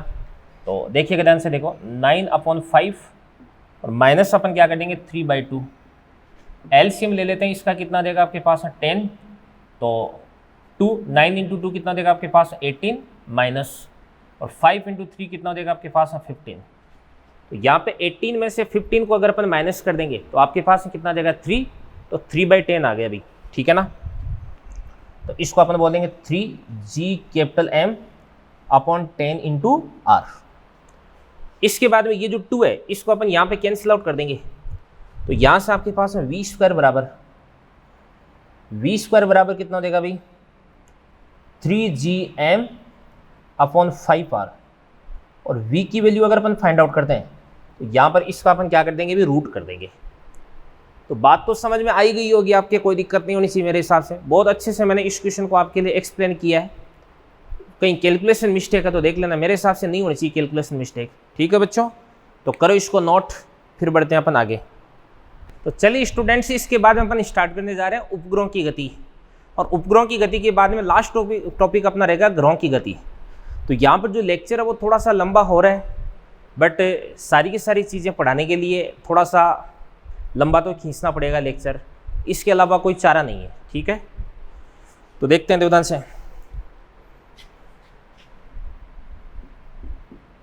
हेडिंग है उपग्रहों की गति। सबसे पहले अपन बात करते हैं उपग्रह। उपग्रह क्या होते हैं, अभी ग्रह के चारों ओर चक्कर लगाने वाले पिंड क्या कहलाते हैं, उपग्रह कहलाते हैं। अपनी जो पृथ्वी इसके चारों ओर भी कई सारे उपग्रह चक्कर लगाते हैं, बट ध्यान से देखना, देखो चंद्रमा क्या होता है प्राकृतिक उपग्रह, और बाकी सारे के सारे कृत्रिम उपग्रह होते हैं, ठीक है ना। तो देखो ध्यान से,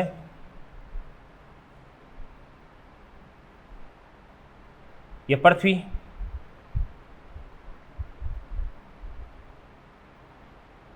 ये पृथ्वी है, और इसका जो द्रव्यमान है वो कितना देगा आपके पास है कैपिटल M, त्रिज्या इसकी कितने देगी कैपिटल R, और इसके केंद्र से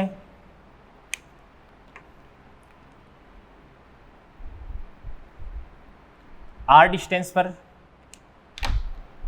यहां पर कोई भी उपग्रह चक्कर लगा रहा है, उपग्रह का द्रव्यमान कितना देगा आपके पास M, और उपग्रह की जो कक्षीय चाल है वो कितना देगी आपके पास VO, ऑर्बिटल वेलोसिटी। अब ध्यान से देखना, इस उपग्रह पर बाहर की तरफ तो कौन सा फोर्स लगता है mv²/r, mv0²/r, और अंदर की तरफ इस पे कितना फोर्स लगता है भाई गुरुत्वाकर्षण बल Fg। तो यहाँ पे गुरुत्वाकर्षण बल है वही mv²/r को बैलेंस करेगा, तो अपन लिख सकते हैं mv0²/r बट्टे क्या देगा आपके पास R, बराबर क्या देगा आपके पास है G m1 m2/r²। अब यहाँ पे ध्यान से, इस m से अपन इस m को कैंसिल आउट कर देंगे, इस r से अपन इस r को कैंसिल आउट कर देंगे, तो आपके पास में क्या बन जाएगा ध्यान से v0² बराबर क्या देगा आपके पास है Gm/r। तो V0 बराबर कितना देगा आपके पास √Gm/r हो जाएगा। और इसको ही अपन क्या बोलेंगे, कक्षीय चाल बोलेंगे। क्या बोलेंगे, कक्षीय चाल, यानी ऑर्बिटल स्पीड बोलेंगे इसको अपन। और यहां से आपके पास है से v naught inversely proportional to क्या हो जाएगा आपके पास, रूट ऑफ आर बन जाएगा। तो यहां से ये चीज अपने को समझ में आ रही है कि जैसे जैसे कक्षीय त्रिज्या आर है उसका मान बढ़ता है, वैसे है आपके पास है जैसे जैसे कक्षीय त्रिज्या का मान बढ़ता है वैसे वैसे कक्षीय चाल का मान क्या होता है, घटता है। तो यहाँ से आपके पास आर अगर बढ़ेगा ना, तो यहाँ पे जो कक्षीय चाल वी नॉट है वो क्या देगी बेटा, घट जाएगी। ठीक है ना। और इसके बाद दोनों से स्मॉल आर तो क्या होता है, केंद्र से दूरी होती है। तो यहाँ से केंद्र से सतह की कितनी हो जाएगी, कैपिटल आर, और सतह से इसकी ऊंचाई कितनी हो जाएगी, एच हो जाएगी। तो स्मॉल आर को अपन क्या लिख सकते हैं, यहाँ पे आर प्लस एच।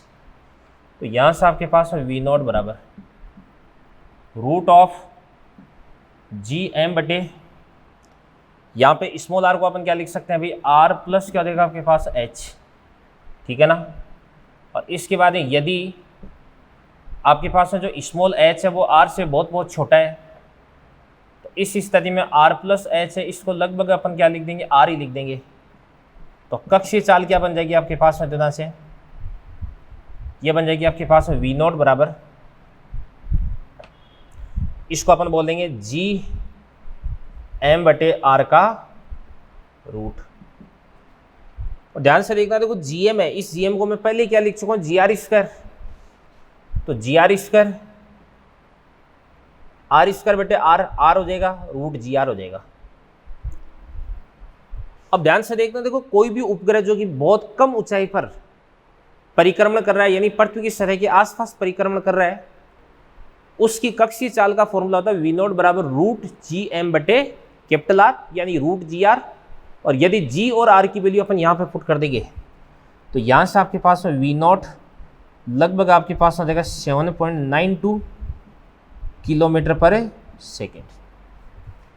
तो मैं यहाँ पर आपको ये बताना चाह रहा हूँ कि अगर कोई भी उपग्रह पृथ्वी सतह से बहुत ही कम हाइट पर परिक्रमण कर रहा है, तो इस स्थिति में इसकी जो कक्षीय चाल होती है वो कितनी होती है, 7.92 किलोमीटर पर सेकंड होती है भी।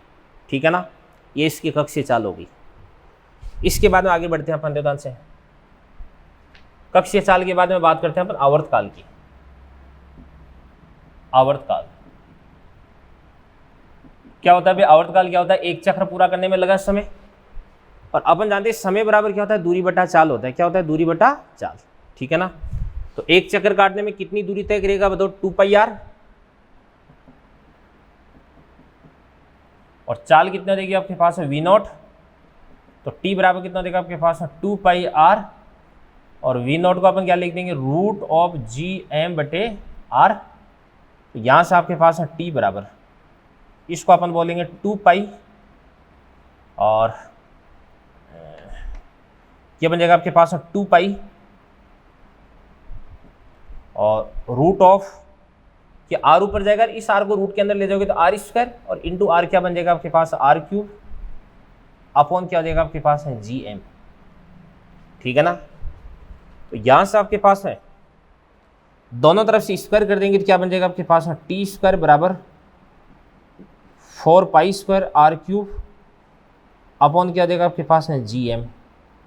यानी यहां से आपके पास है t square directly proportional to r cube हो जाएगा अभी। क्या आवर्तकाल आ गया अभी। ठीक है ना, कितना आसान है, बहुत इजी है ना।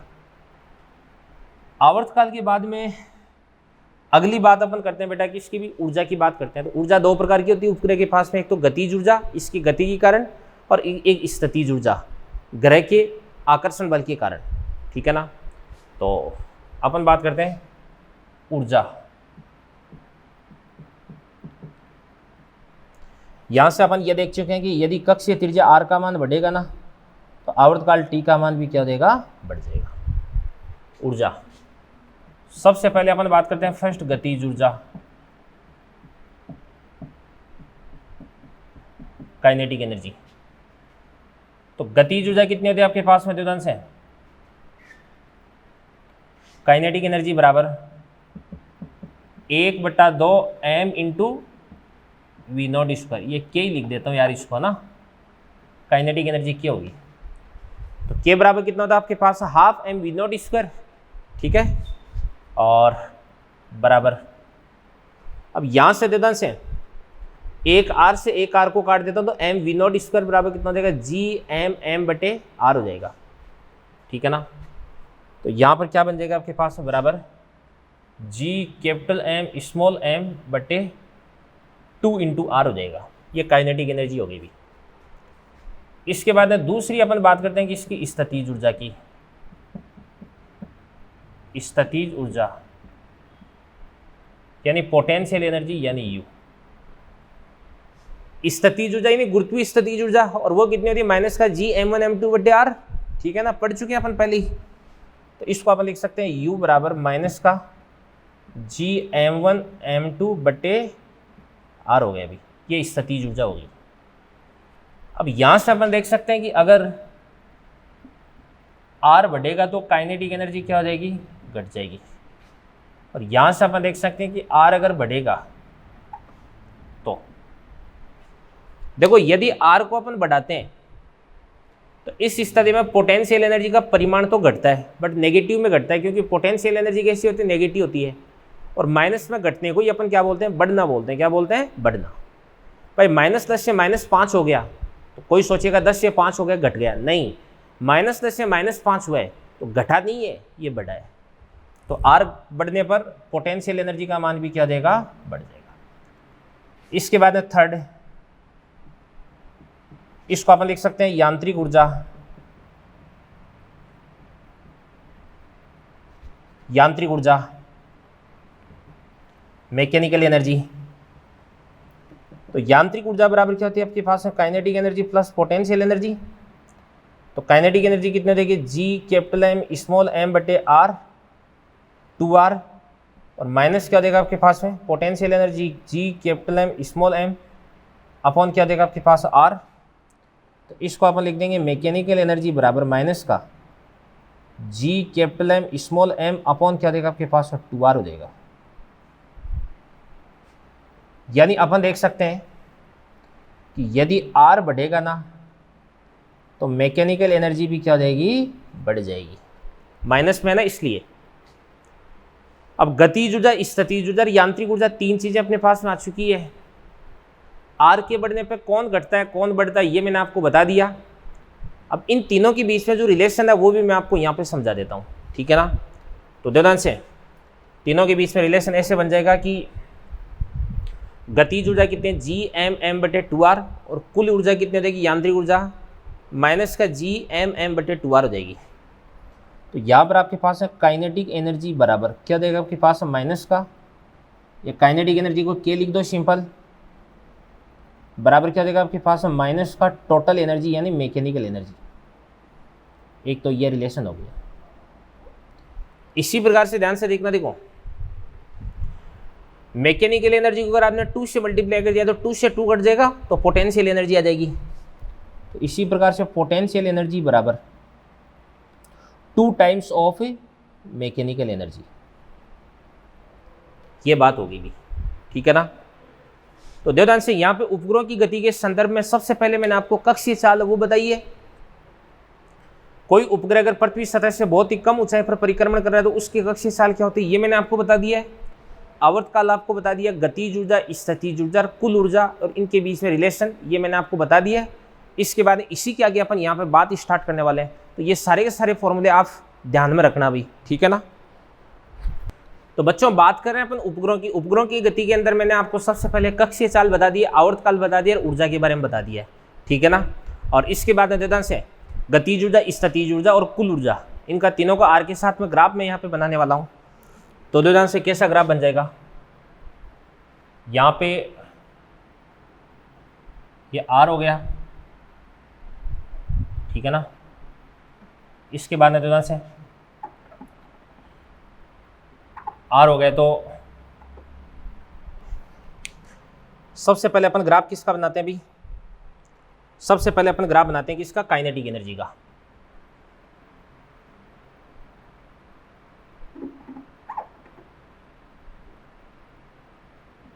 काइनेटिक एनर्जी का। तो काइनेटिक एनर्जी का आर के साथ में ग्राफ कैसा बन जाएगा, ऐसा, ये काइनेटिक एनर्जी का ग्राफ हो गया। इसके बाद में दूसरा ग्राफ अपन बनाते हैं कि इसका भी पोटेंशियल एनर्जी का। तो पोटेंशियल एनर्जी का ग्राफ कैसा बनता है, ध्यान से देखना। देखो आपको पता पोटेंशियल एनर्जी काइनेटिक एनर्जी दुगुनी होती है ना, दुगुनी होती है। तो इस स्थिति में ग्राफ भी इस प्रकार से दूर रहेगा थोड़ा सा, ऐसा। ये किसका देगा आपके पास में, पोटेंशियल एनर्जी का। भाई पोटेंशियल एनर्जी नेगेटिव में होती है ना। इसके बाद में कुल ऊर्जा की बात करते हैं, तो कुल ऊर्जा का मान किसके बराबर होता है, काइनेटिक एनर्जी के बराबर ही होता है। तो इसका ग्राफ इसके सिमेट्रिक होगा बिल्कुल एकदम, ये वाला और ये वाला बराबर होगा, बराबर डिस्टेंस पर होगा। तो यहाँ पर आपके पास ये क्या हो जाएगा, देखो टोटल एनर्जी का यानी मैकेनिकल एनर्जी का हो जाएगा, ठीक है ना। ये बात हो गई भी। अब बात सुना भी, अगली चीज अपन डिस्कस करने जा रहे हैं। सबसे पहले कक्षीय चाल, उसके बाद आवर्तकाल, इसके बाद ऊर्जा, इसके बाद अगली चीज अपन डिस्कस करने जा रहे हैं बंधन ऊर्जा। तो बंधन ऊर्जा क्या होती है, किसी भी उपग्रह को ग्रह के बंधन से मुक्त कराने के लिए जो ऊर्जा आपको देनी पड़ेगी उसको अपन बोलते हैं बंधन ऊर्जा। तो अगला हो जाएगा आपके पास है बंधन ऊर्जा, इंग्लिश में इसको अपन बोलते हैं बाइंडिंग एनर्जी, है ना। तो बंधन ऊर्जा क्या होती है भी, जैसे आपके पास है कोई भी उपग्रह, इस उपग्रह के पास में कुछ ऊर्जा है, इसको अगर आप कुछ ऊर्जा और दे दोगे तो ये अनंत पर चला जाएगा, यानी बंधन से मुक्त हो जाएगा। तो ध्यान से देखना, देखो इसके पास में कितनी एनर्जी है, मैकेनिकल एनर्जी तो है। अगर इसने आपने इसको बाइंडिंग एनर्जी के बराबर ऊर्जा दे दी तो इस स्थिति में ये अनंत पर चला जाएगा, इसकी कुल ऊर्जा कितनी देगी, 0। तो मैकेनिकल एनर्जी कितनी देगी आपके पास में, माइनस का G capital M small M बटे क्या देगा आपके पास में 2r प्लस बाइंडिंग एनर्जी बराबर 0। तो यहाँ से आपके पास में बाइंडिंग एनर्जी बराबर जी कैपिटल एम स्मॉल एम बटे कितना देगी आपके पास में 2r, ये बाइंडिंग एनर्जी आ जाएगी भाई। तो बाइंडिंग एनर्जी वो बाह्य ऊर्जा होती है, बाहर से दी गई वो ऊर्जा होती है जो यदि आपने किसी भी उपग्रह को प्रदान कर दी तो इस स्थिति में ये ग्रह के गुरुत्वाकर्षण क्षेत्र से हमेशा हमेशा के लिए बाहर चला जाएगा। तो यहाँ से अपन सीख सकते हैं कि बाइंडिंग एनर्जी बराबर क्या देगी आपके पास, माइनस ऑफ मैकेनिकल एनर्जी। अब कई बार ऐसा भी क्वेश्चन पूछ लिया जाता है कि किसी भी ग्रह की कक्षा को परिवर्तित करना है, तो कक्षा को परिवर्तित करने के लिए कितनी ऊर्जा आपको देनी पड़ेगी, वो भी मैं आपको बता देता हूं। तो अगला है उपग्रह की कक्षा परिवर्तित करने हेतु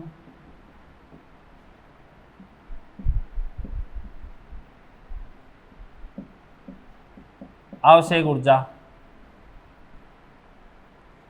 तो ध्यान से देखना, देखो सुनो भाई, जैसे मान के चलेगा कोई भी उपग्रह जिसको अपन R1 त्रिज्या की कक्षा से R2 त्रिज्या की कक्षा में भेज रहे हैं, और यहाँ पर आपके पास जो R2 है वो बड़ा है किससे, बताओ, R1 से। इसके लिए आपको ना कितनी एनर्जी देनी पड़ेगी भाई, तो ये मैं आपको बताने वाला हूँ। तो किया गया कार्य या आवश्यक ऊर्जा E बराबर कितना देगा आपके पास है, मैकेनिकल एनर्जी 2 में से मैकेनिकल एनर्जी 1 को माइनस कर देंगे। तो मैकेनिकल एनर्जी 2 कितना देगा, माइनस का G capital M small M बटे 2r2 minus minus minus plus हो जाएगा G capital M small M upon कितना देगा आपके पास 2r1। तो यहाँ से आपके पास E बराबर क्या हो जाएगा आपके पास जी कैपिटल एम स्मॉल एम बटे क्या देगा आपके पास 2, 1 अपॉन क्या देगा r1 माइनस क्या देगा आपके पास 1 अपॉन r2। ये हो जाएगी कक्षा को परिवर्तित करवाने के लिए आवश्यक ऊर्जा।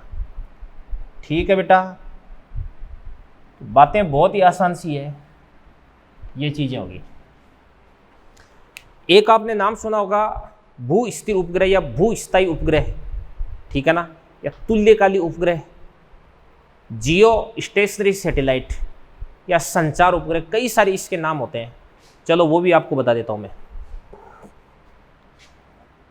एक होता है आपका भू स्थिर, भू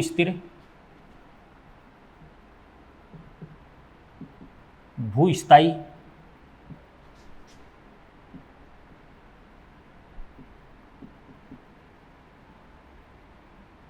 तुल्यकाली,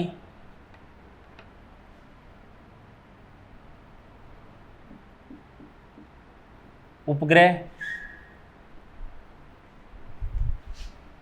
तुल्यकाली या इसको अपन बोल सकते हैं संचार,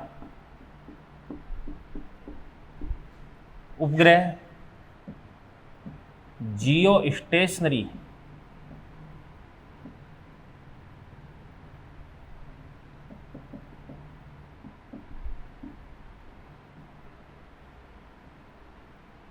सैटेलाइट।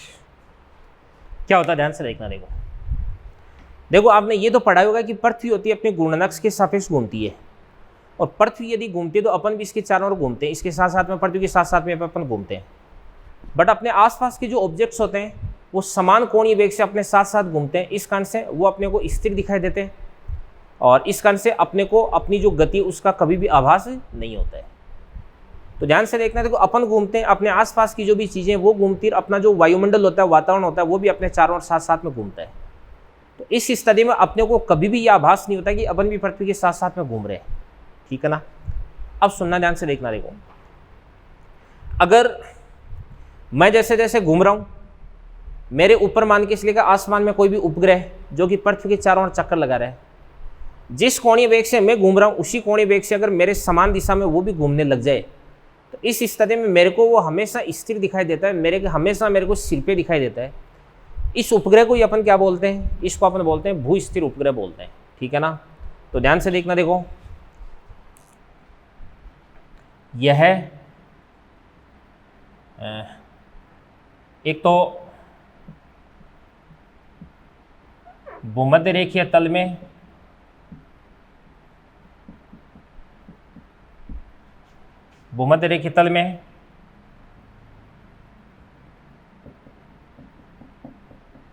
पृथ्वी के चारों ओर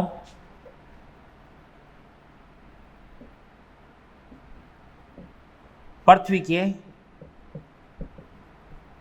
समान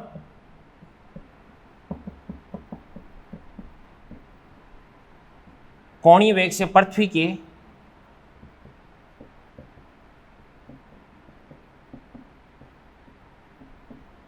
समान दिशा में परिक्रमण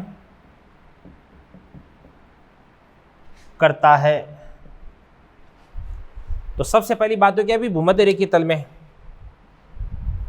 ठीक है ना। एक तो ये भूमध्य रेखीय तल में, और इसके बाद में पृथ्वी के चारों ओर पृथ्वी के समान कोणीय वेग, यानी पृथ्वी 24 घंटे के आवर्तकाल से घूम रही है ना, इसका आवर्तकाल भी कितना होता है, 24 आवर्स ही होता है, और पृथ्वी की समान दिशा में परिक्रमण करता है। इससे क्या होता है, इससे ध्यान से देखना। देखो पृथ्वी पर खड़े हुए किसी भी प्रेक्षक को यह हमेशा ओवरहेड करता है, यानी इसको अपने सिर पर दिखाई देता है। तो इसको अपन क्या बोलते हैं, भू स्थिर उपग्रह बोलते हैं भी। ठीक है ना। अब देखो ध्यान से, जैसे ये आपकी अर्थ हो गई, है ना, और ये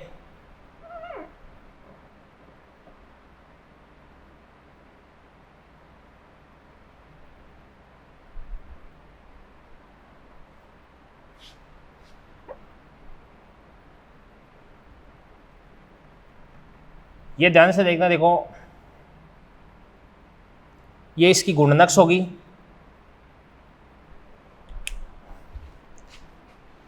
अब ये इसकी भूमध्य रेखा हो जाएगी, भूमध्य रेखा।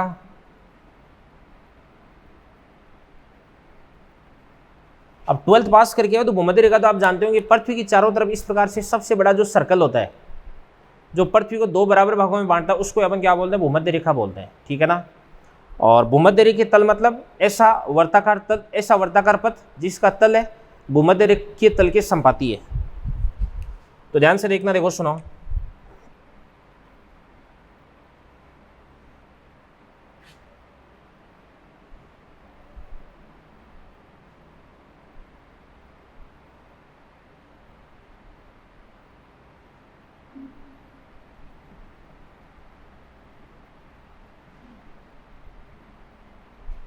ये बात होगी भी।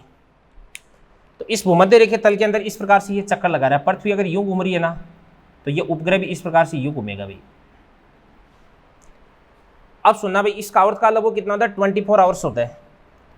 तो उपग्रह के लिए मैंने एक फॉर्मूला लिखा था, क्या लिखा था देवदान से, T² बराबर 4π² R³ अपॉन क्या था आपके पास है, GM होता है। यहां पे जो M होता है वो क्या होता है भाई, यहां पर जो M होता है वो ग्रह का द्रव्यमान होता है। तो यहां से आपके पास R³ बराबर कितना देगा आपके पास है, GM T² अपॉन क्या देगा आपके पास है, 4π²। और इसके बाद R की पावर कितना देगी आपके पास, 1/3 हो जाएगा। ये आपके पास R आ गया। अब यहां पर G की वैल्यू कितने होते, 6.67 × 10 की पावर -11। M क्या होता है, पृथ्वी का द्रव्यमान होता है, लगभग होता है 6 × 10 की पावर 24। पृथ्वी का द्रव्यमान कितना होता है, 6 × 10 की पावर 24। T क्या होता है भाई, आवर्तकाल होता है 24 घंटे, मैंने आपको बताया। 4π² अपन जानते हैं। इन सब की वैल्यू अगर अपन यहाँ पर पुट कर देंगे तो यहाँ से आपके पास R, ये कितना देगा भाई, R की वैल्यू कितनी देगी बताओ, थोड़ी सी कैलकुलेशन मुझे करनी पड़ेगी।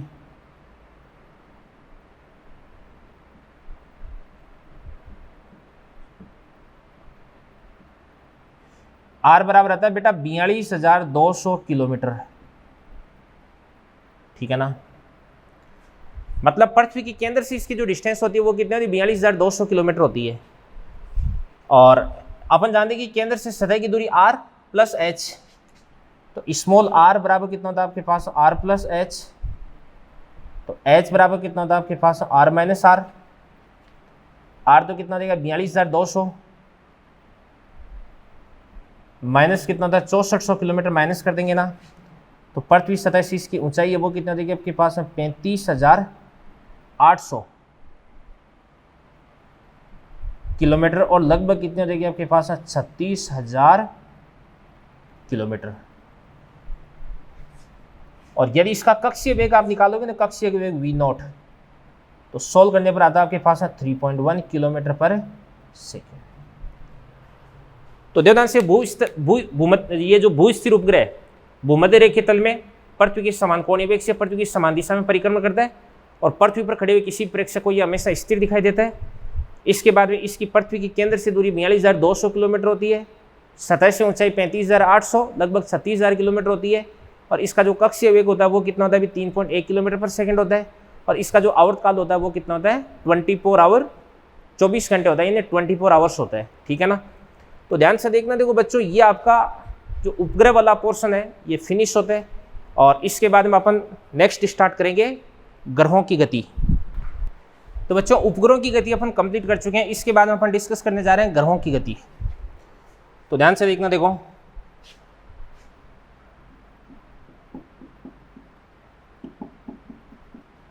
ग्रहों की गति, और ग्रहों की गति के लिए अपन केपलर के नियम यहाँ पे डिस्कस करेंगे।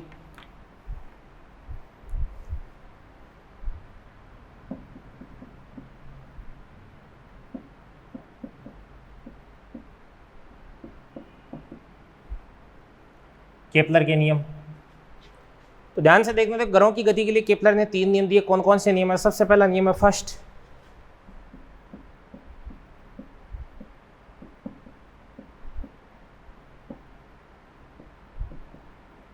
इसको अपन कक्षा का नियम भी बोलते हैं।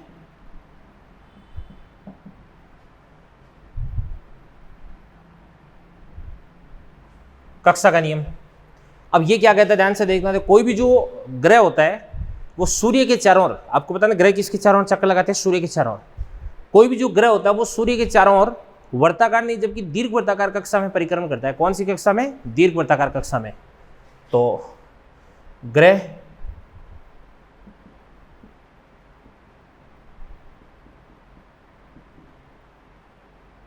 दीर्घ वर्ताकार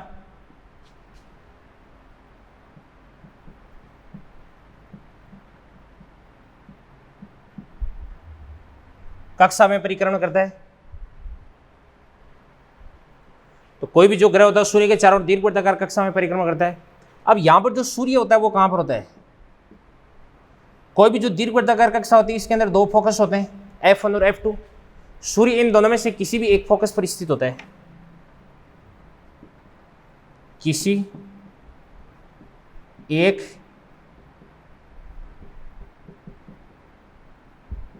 फोकस पर स्थित होता है, ठीक है ना। तो यही होता है भाई इसका पहला नियम। अब दीर्घवृत्ताकार कक्षा क्या होती है इसके बारे में थोड़ा सा मैं आपको डिटेल से समझा देता हूं। जैसे मान के चलिएगा ये आपके पास दीर्घवृत्ताकार कक्षा होगी,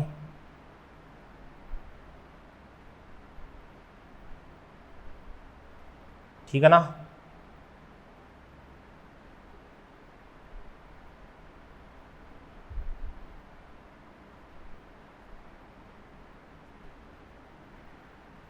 ये दीर्घवृत्ताकार कक्षा हो गई। इसके बाद ध्यान से देखना, देखो इसको तो अपन क्या बोलते हैं, इसकी दीर्घ अक्ष बोलते हैं, और इसको अपन बोलते हैं इसकी लघु अक्ष बोलते हैं। और दीर्घ अक्ष की ये जो आदि है ना, यहां से लेकर के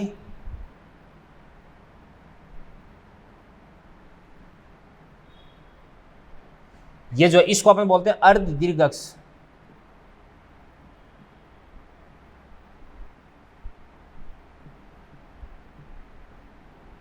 और ये वाली जो डिस्टेंस है वो कितनी होती है आपके पास है, ए होती है, ठीक है ना।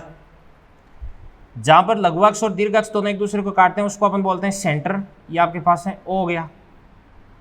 अब एक तो यहाँ पे इधर की तरफ एक पॉइंट होता है, F1 बोल दो इसको आप, और बराबर डिस्टेंस पर इधर की तरफ एक पॉइंट होता है, इसको अपन क्या बोलते हैं, F2 बोलते हैं। क्या बोलते हैं, F2। अब O से F1 की डिस्टेंस है, O से F2 की डिस्टेंस बराबर होती है, इसको अपन बोलते हैं फोकस दूरी। तो ये भी आपके पास है, क्या देगा आपके पास है F, तो अपन लिख देंगे OF1 बराबर क्या देगा आपके पास OF2, और बराबर क्या देगा आपके पास है फोकस दूरी, इसको अपन लिख देंगे F लिख देंगे। ये आपके पास है फोकल लेंथ होगी, ठीक है ना। ये फोकल लेंथ हो गई भी। तो O को अपन क्या बोलते हैं, केंद्र बोलते हैं। F1 F2 क्या होता है, फोकस होता है। तो चलो लिख भी देता हूँ। तो O तो आपके पास में क्या हो जाएगा, केंद्र। F1 F2 क्या हो जाएंगे, ये दोनों हो जाएंगे फोकस हो जाएंगे। अब यहां पर आपके पास है जो F1 है, या तो सूर्य कहां पर स्थित होता है, F1 पर या F2 पे। तो यहां पर मान के चलेगा इस प्रकार से सूर्य स्थित है, तो ये आपके पास में क्या हो जाएगा, इस प्रकार से सन। F1 पर अपन मान लेंगे SUN, ये सन हो गया। और ये जो कक्षा है, इस कक्षा के ऊपर कोई भी जो ग्रह होता है वो इसके चारों ओर चक्कर लगाता है अभी दीर्घवृत्ताकार कक्षा में, ठीक है ना। अब जैसे मान के चलेगा प्लेनेट है, ग्रह है, मान के चलेगा किसी टाइम कहां पर है भाई, यहाँ पे, इसको अपन बोलेंगे P बोलेंगे। तो P से F1 की डिस्टेंस और P से F2 की डिस्टेंस,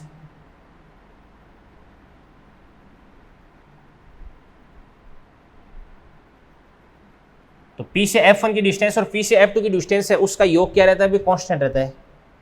तो अपन लिख सकते हैं कि PF1 प्लस PF2 ये क्या होता है, कांस्टेंट होता है। चाहे ग्रह चाहे यहाँ पे, चाहे यहाँ पे, चाहे यहाँ पे, चाहे यहाँ पे, चाहे यहाँ पे, जैसे जैसे ग्रह गति करता है इसकी F1 से जो दूरी है वो भी परिवर्तित होती है, F2 से दूरी भी परिवर्तित होती है। बट इसकी F1 और F2 से दूरी का जो योग है वो क्या रहता है, भी कांस्टेंट रहता है। यानी F1 और F2 से जो कुल दूरी है वो हमेशा क्या रहती है, भी संरक्षित रहती है, ठीक है ना। यानी PF1 प्लस PF2 बराबर क्या रहता है आपके पास है, कांस्टेंट रहता है, ठीक है ना। ये चीज़ होगी। तो इसके अंदर किसी प्रकार की कोई दिक्कत नहीं होनी चाहिए।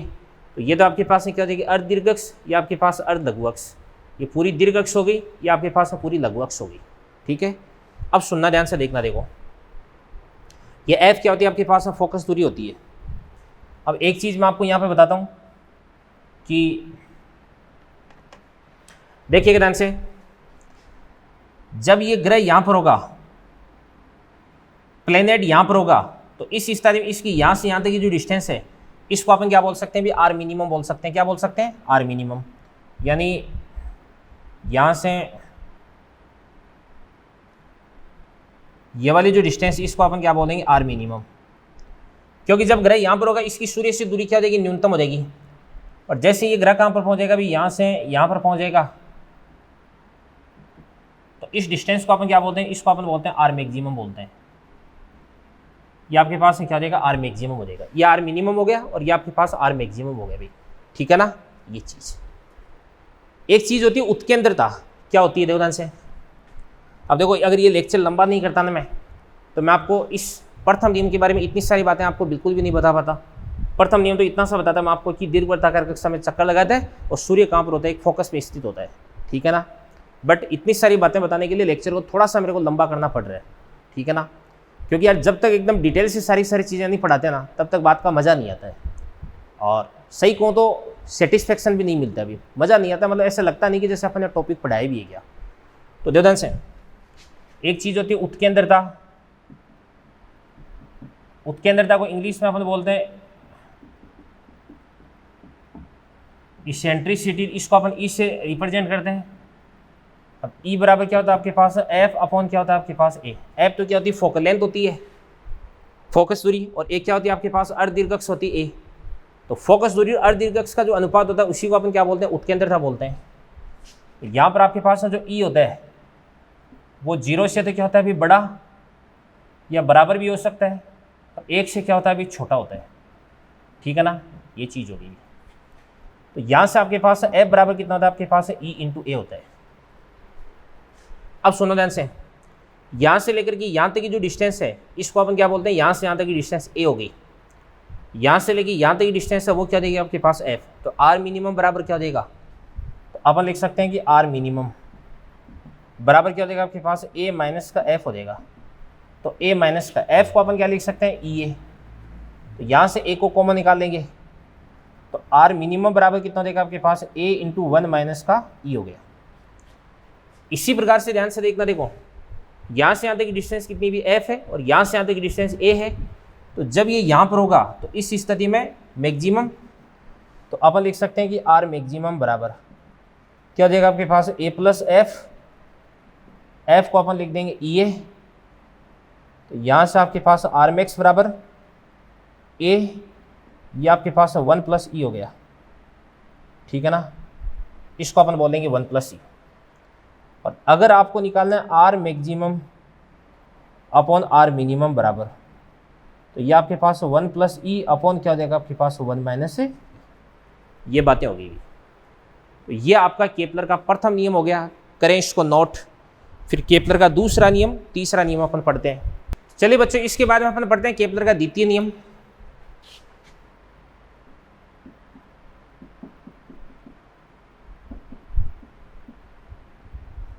द्वितीय नियम, और द्वितीय नियम को अपन क्या बोलते हैं भाई, क्षेत्रफल का नियम।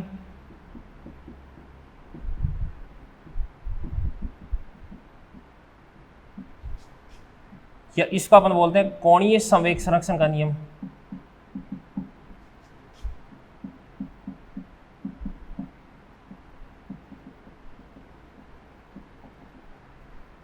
क्या कहता है, सुनो भाई,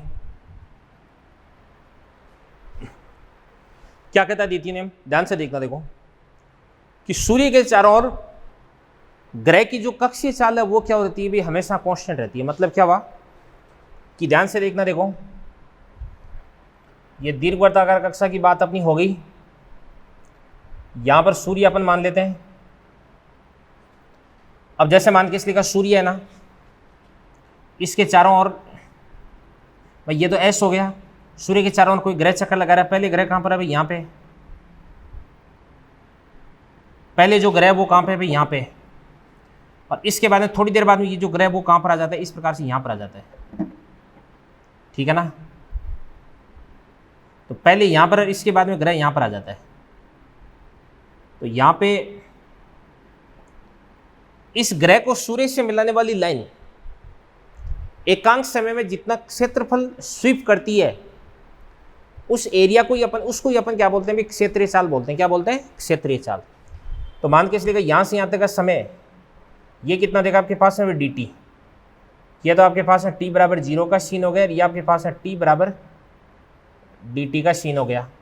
और ये वाला जो एरिया ये कितना देगा आपके पास है डी ए हो जाएगा। तो क्षेत्रफल बटा समय,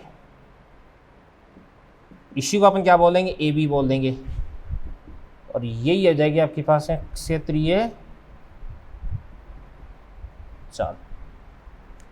और ये कहता है कि क्षेत्रीय चाल है,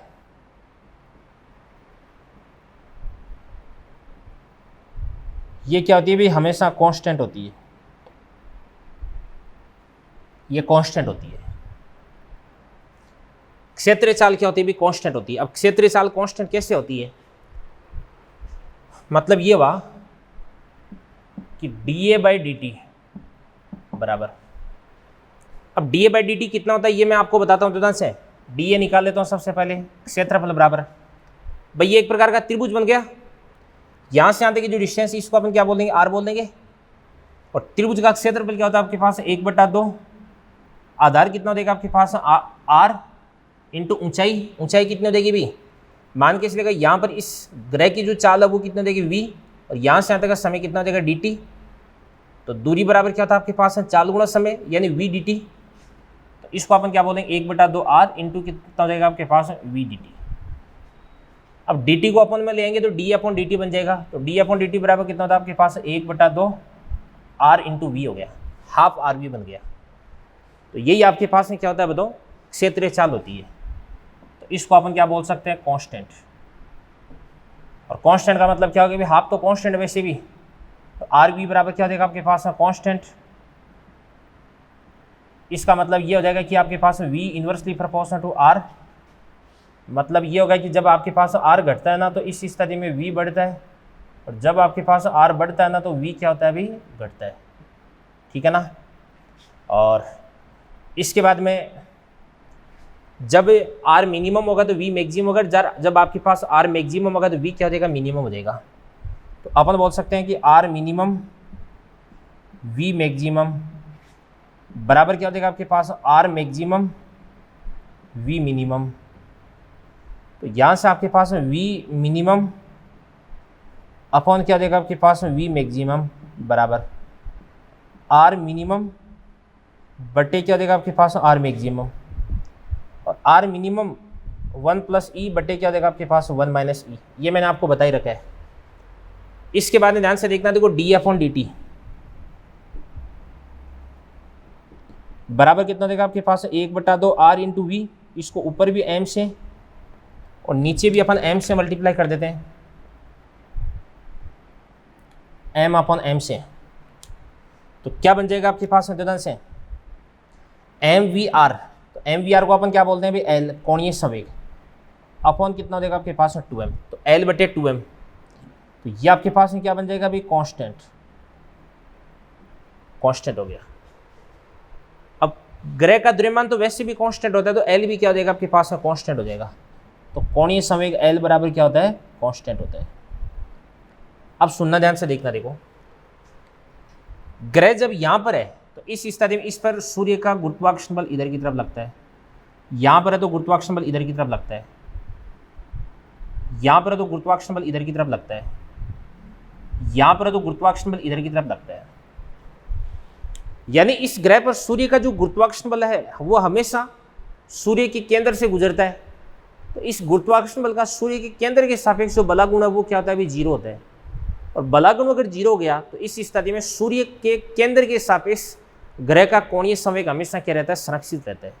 तो यही आपके पास कोणीय संवेग संरक्षण का नियम हो गया। और इसके बाद में एक तीसरा नियम है, तीसरा नियम है तृतीय नियम, इसको अपन बोलते हैं आवर्तकाल का नियम, आवर्तकाल का नियम। ये कहता है कि आपके पास t directly proportional to r की पावर क्या होता है आपके पास है 3/2। या इसको ऐसे लिख सकते हैं कि t square proportional to r cube, या t प्रोपोर्शनल टू r की पावर क्या होता है आपके पास है 3/2। यहाँ पर आपके पास r होती है वो क्या होती है बताओ, औसत दूरी होती है। क्या होती है, औसत दूरी, किसकी, ग्रह की, सूर्य से। और औसत अपन कैसे निकालते हैं, r maximum plus r minimum बटे 2। तो यहां से आपके पास r बराबर, r मैक्सिमम कितना होता है, r मैक्सिमम बराबर, r मैक्सिमम होता है आपके पास में, इसको अपन क्या लिख सकते हैं भी, a प्लस क्या होता है आपके पास f, और प्लस क्या होता है आपके पास a माइनस f बटे 2। a प्लस ए कितना हो जाएगा 2a/2 2a हो जाएगा। तो तो आपके पास ना टी प्रपोर्शनल टू क्या देगा, आपके पास 1/3/2 हो जाएगा।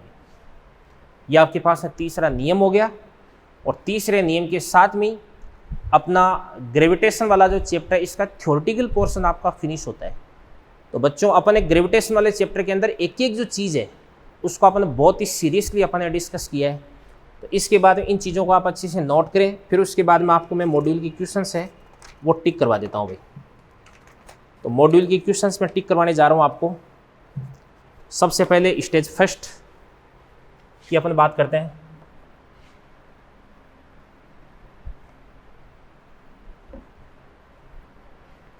यहाँ पर लिख देता हूँ मैं। सबसे पहले अपन बात करते हैं किसकी भी, स्टेज फर्स्ट की। स्टेज फर्स्ट के अंदर जो क्वेश्चंस मेरे को आपको बोर्ड पे सोल्व करवाने, अगले लेक्चर पे होगा ये सारा अक्सर काम।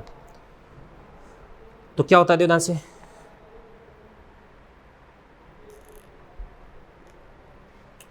देखो क्वेश्चन नंबर 2 फर्स्ट का, इसके बाद में 7, 8, इसके बाद में 9 और 11, 13 सारे बहुत अच्छे क्वेश्चन हैं।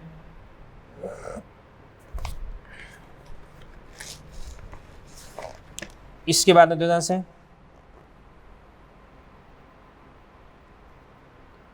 17 और फिर 23,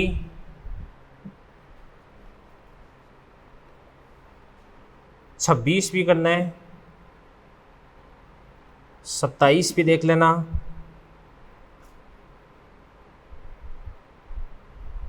और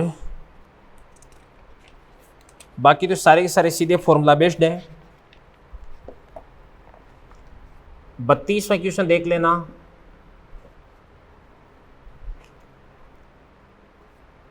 इसके बाद 34वां क्वेश्चन देख लेना,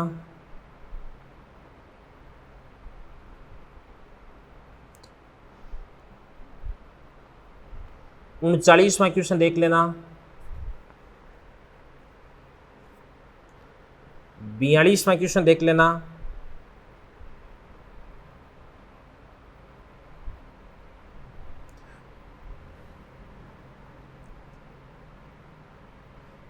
बाकी जो क्वेश्चन है ना 40 से लेके 47 तक लगभग सारे के सारे एक जैसे से हैं भाई। इसके बाद में तुरंत से 48वां क्वेश्चन देख लेना, और फिर 54वां क्वेश्चन देख लेना, 54,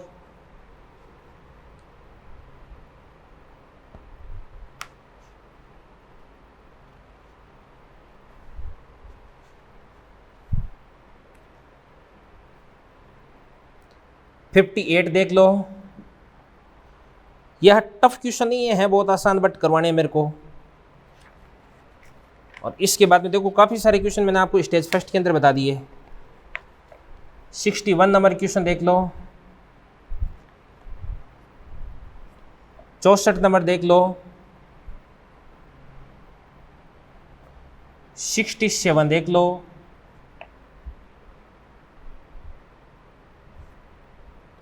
और 71 देख लो, 73 देख लो। स्टेज फर्स्ट थी है। इसके बाद स्टेज सेकंड देखो ध्यान से। स्टेज सेकंड में देखिएगा क्वेश्चंस,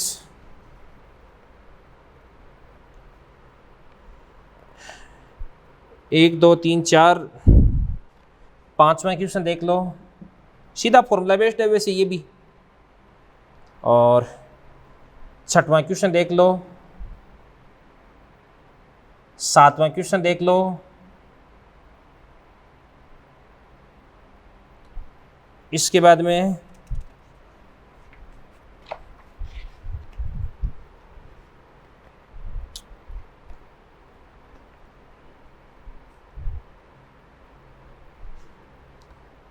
इसके बाद में क्वेश्चन नंबर 23 और 24 भी,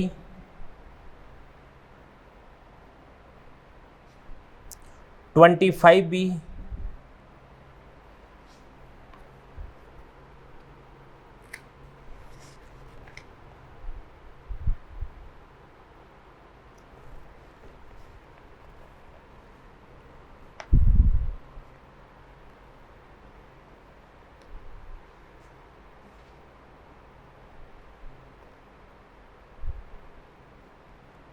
तीस देख लो,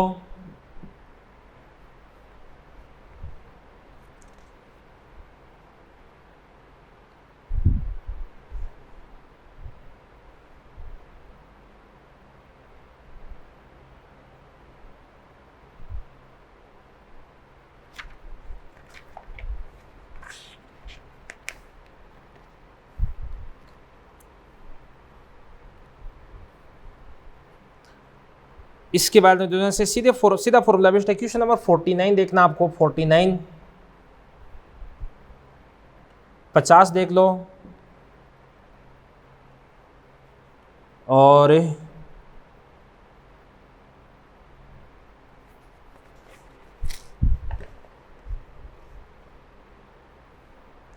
कोई दिक्कत नहीं, सारे के सारे बहुत आसान है। 64 देख लो। स्टेज सेकंड के अंदर कोई अब ज़्यादा खास क्वेश्चन नहीं बचा। लास्ट अपनी स्टेज थर्ड है, वो निकालते हैं अपन। स्टेज थर्ड देखो ध्यान से। पहला क्वेश्चन,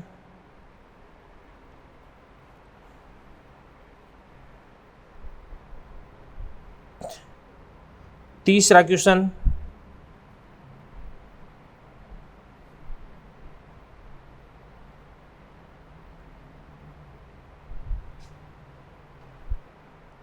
सातवां क्वेश्चन। ऐसा क्वेश्चन मैंने पहले भी करवा दिया, शायद ये सातवां होगा, जो भी है। आठवां क्वेश्चन,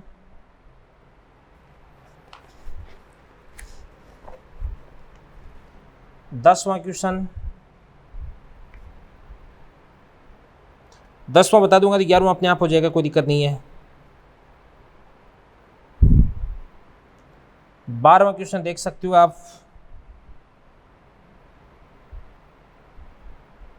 15वां क्वेश्चन, ये जो था 2 स्टार सिस्टम द्वितारक निकाय, उसका क्वेश्चन है ये।